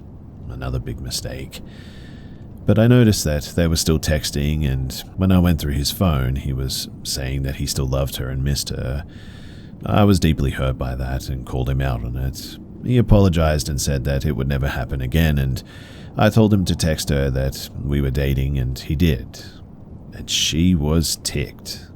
She stopped paying for the house and helping him with car payments, and at this time he had quit Taco Bell and refused to do his new job Ubering because I need to practice League of Legends because I want to be a pro League streamer.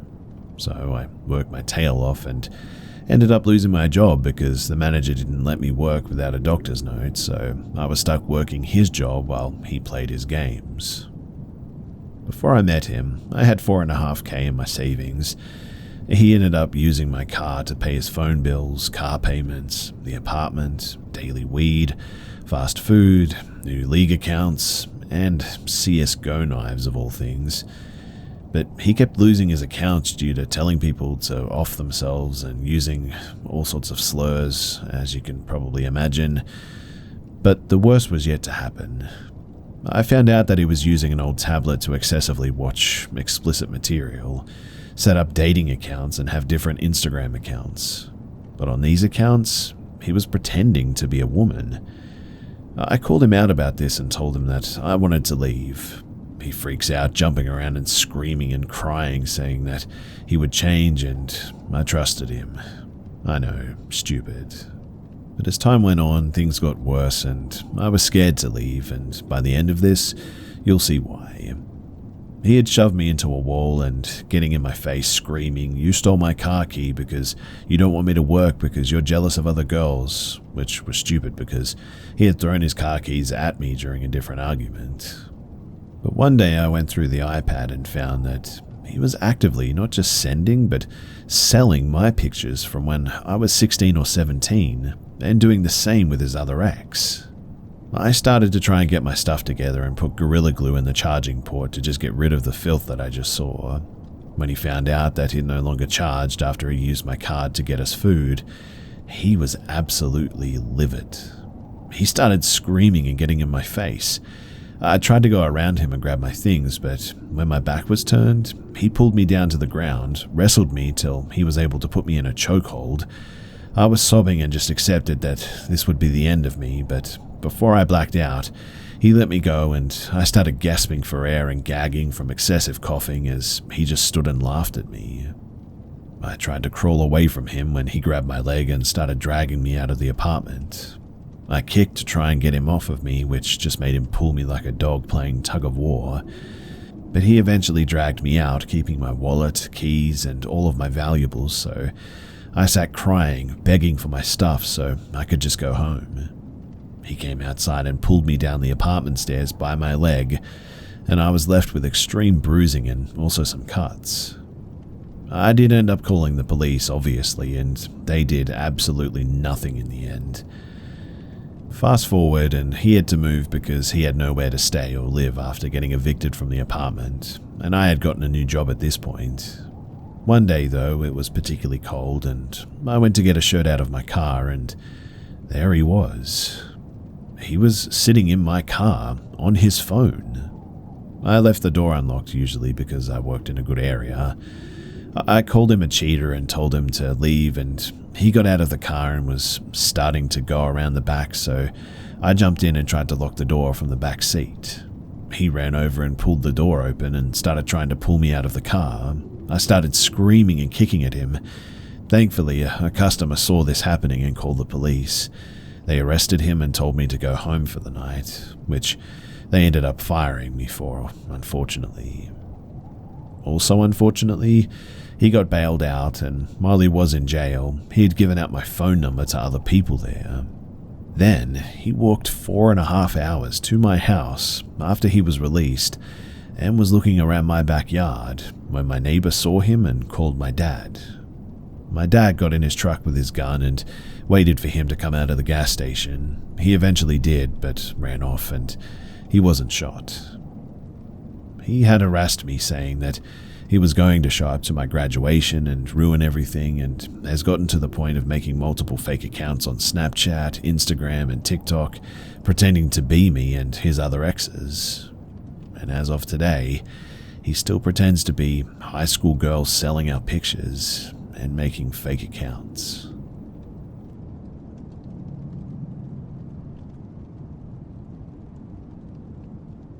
In the late 90s, I went to an overnight girls' summer camp for a couple of weeks every year. It's a beautiful chunk of forest in Maine, and this campground is structured like this. There are 2 roads that go up either side of a hill. Along the roads are paths that lead to clusters of cabins, which each can house up to 4 girls. Each cabin cluster had a set of 3 porta potties, since the flush toilets were too far to walk to at night. There's a stone house foundation next to the cluster of cabins that is furthest in the woods, and from now on it will be referred to as DW. Now, I've heard a few spooky stories from DW, but never experienced any specially there myself, and my story is from when I stayed in the cluster of cabins next to the furthest one. This one I'll call BP.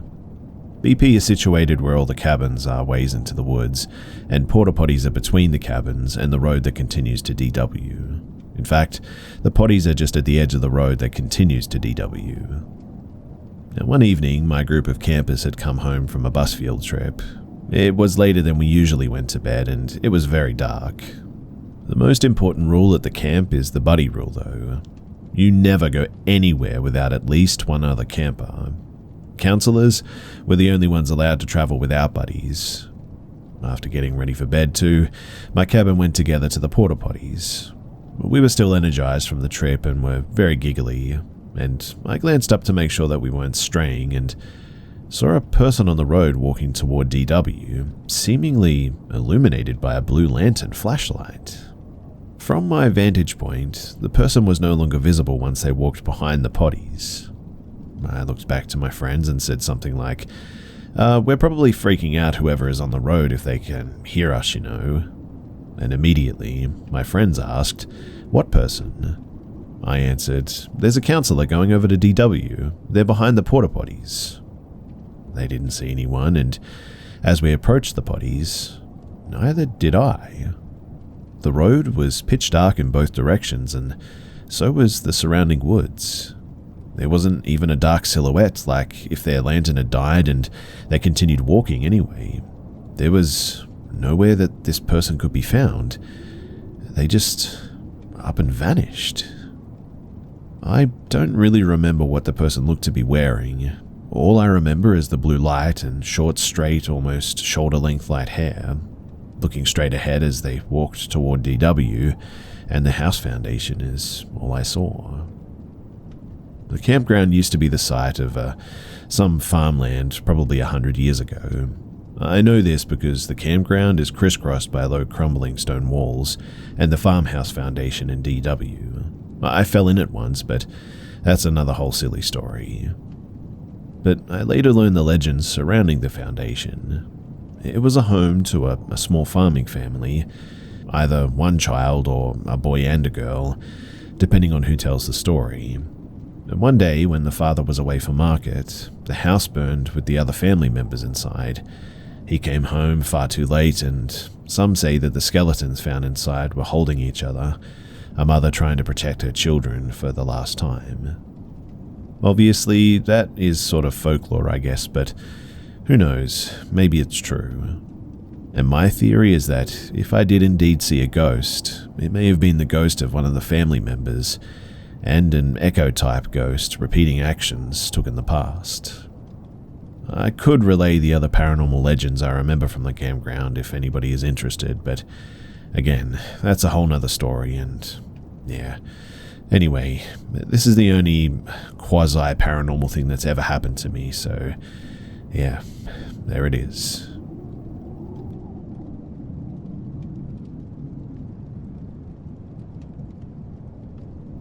I am going to preface this by saying that I am a believer in the paranormal and have had paranormal experiences just a few times before in my life. Some weird things have been happening at work recently though, and I'm really not sure what to think about it, if it's paranormal or not.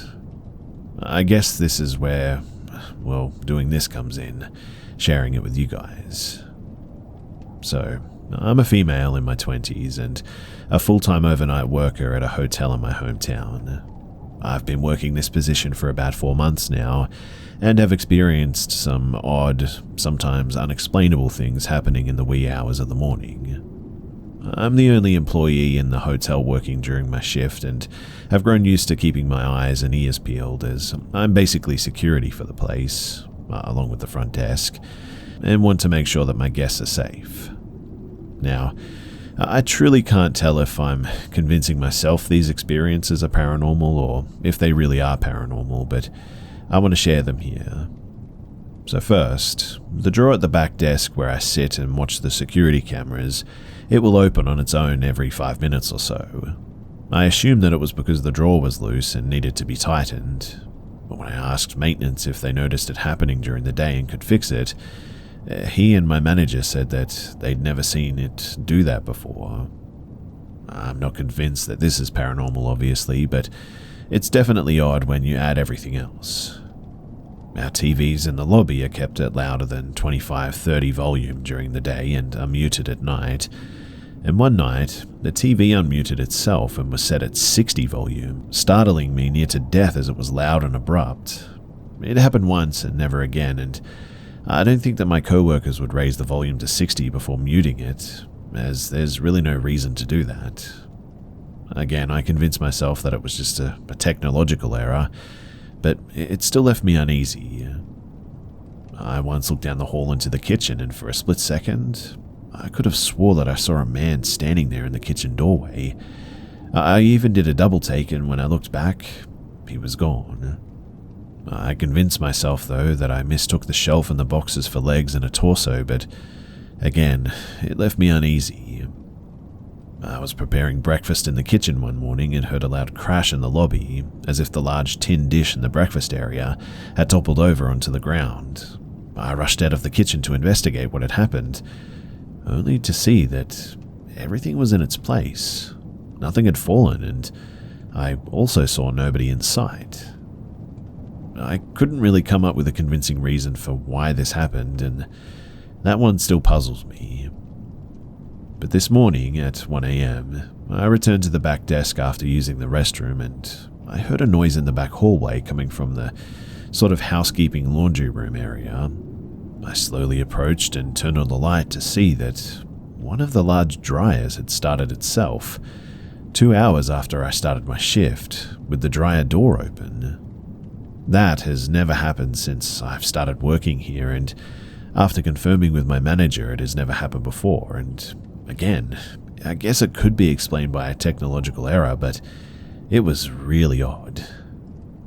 Other things have happened too that I can't really remember off the top of my head, but I can't tell if my belief in the paranormal, combined with me being completely alone and sometimes scared, I'll admit, at work, has created the idea of these instances being paranormal. Again, I don't know what to think, but I would really like to know what all of you guys think.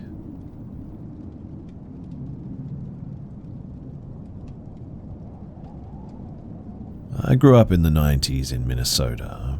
My parents divorced when I was 8, and we spent every other weekend at my dad's haunted house. This house had every type of ghost or spirit, whatever you want to call them, you could think of. A shadow man in a trench coat and a brimmed hat, another separate shadow figure that danced down the hallway, a man dressed to go fishing, a doppelgänger of my father, 2 giggling little girls, and many other unseen things too. The dishwasher, radios, and lights would turn themselves on and off randomly. Loud banging would be heard on walls and doors. Door handles would jiggle and turn on their own. Feelings of being sort of touched or caressed in the shower were reported frequently.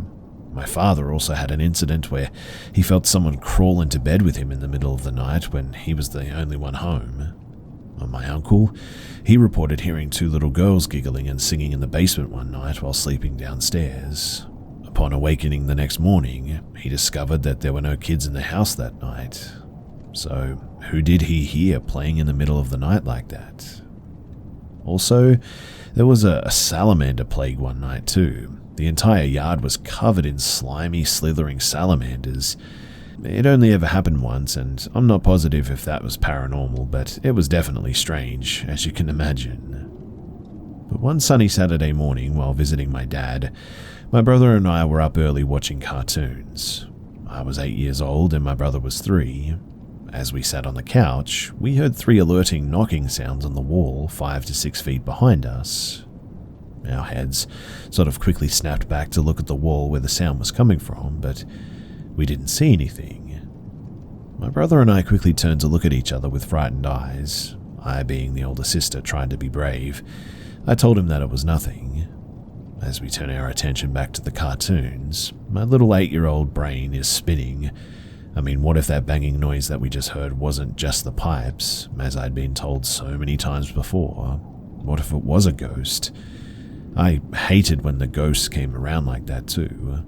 Why isn't my dad around whenever this happens? As these thoughts swirl in my head, we hear it again. This time, it's coming from somewhere in the kitchen off to our left. It's not as loud as the first time, and the sound is different, like someone is knocking on the kitchen counter this time instead of the wall. We quickly strain our necks to peek inside the kitchen with lightning speed to catch whoever or whatever is making that noise, but again, there's nothing there. I take a deep breath. Once again, I pretend to be brave and tell my brother it's nothing, just ignore it. My heart is thumping in my chest, mind you, and there are butterflies in my tummy as the familiar anxiety grows worse with each passing second. But I tuck myself up on the couch in a ball, not wanting my legs to dangle off the side. I suddenly no longer feel safe. Nothing is to be trusted. Again, the same sound. This time the sound is coming from the dining room. I can also tell this time that the noise is coming from the wooden dining table. I can see the entire table from where I'm sitting, and there is nothing on the table that should be making that noise. No one except me and my brother are awake, and there is no one in the dining room.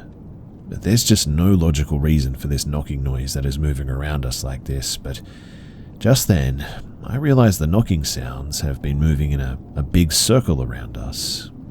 If this invisible thing is to move any closer to us, The next logical place for it would be in the living room where me and my brother are currently sitting. The knock would be on the coffee table sitting less than maybe a foot away.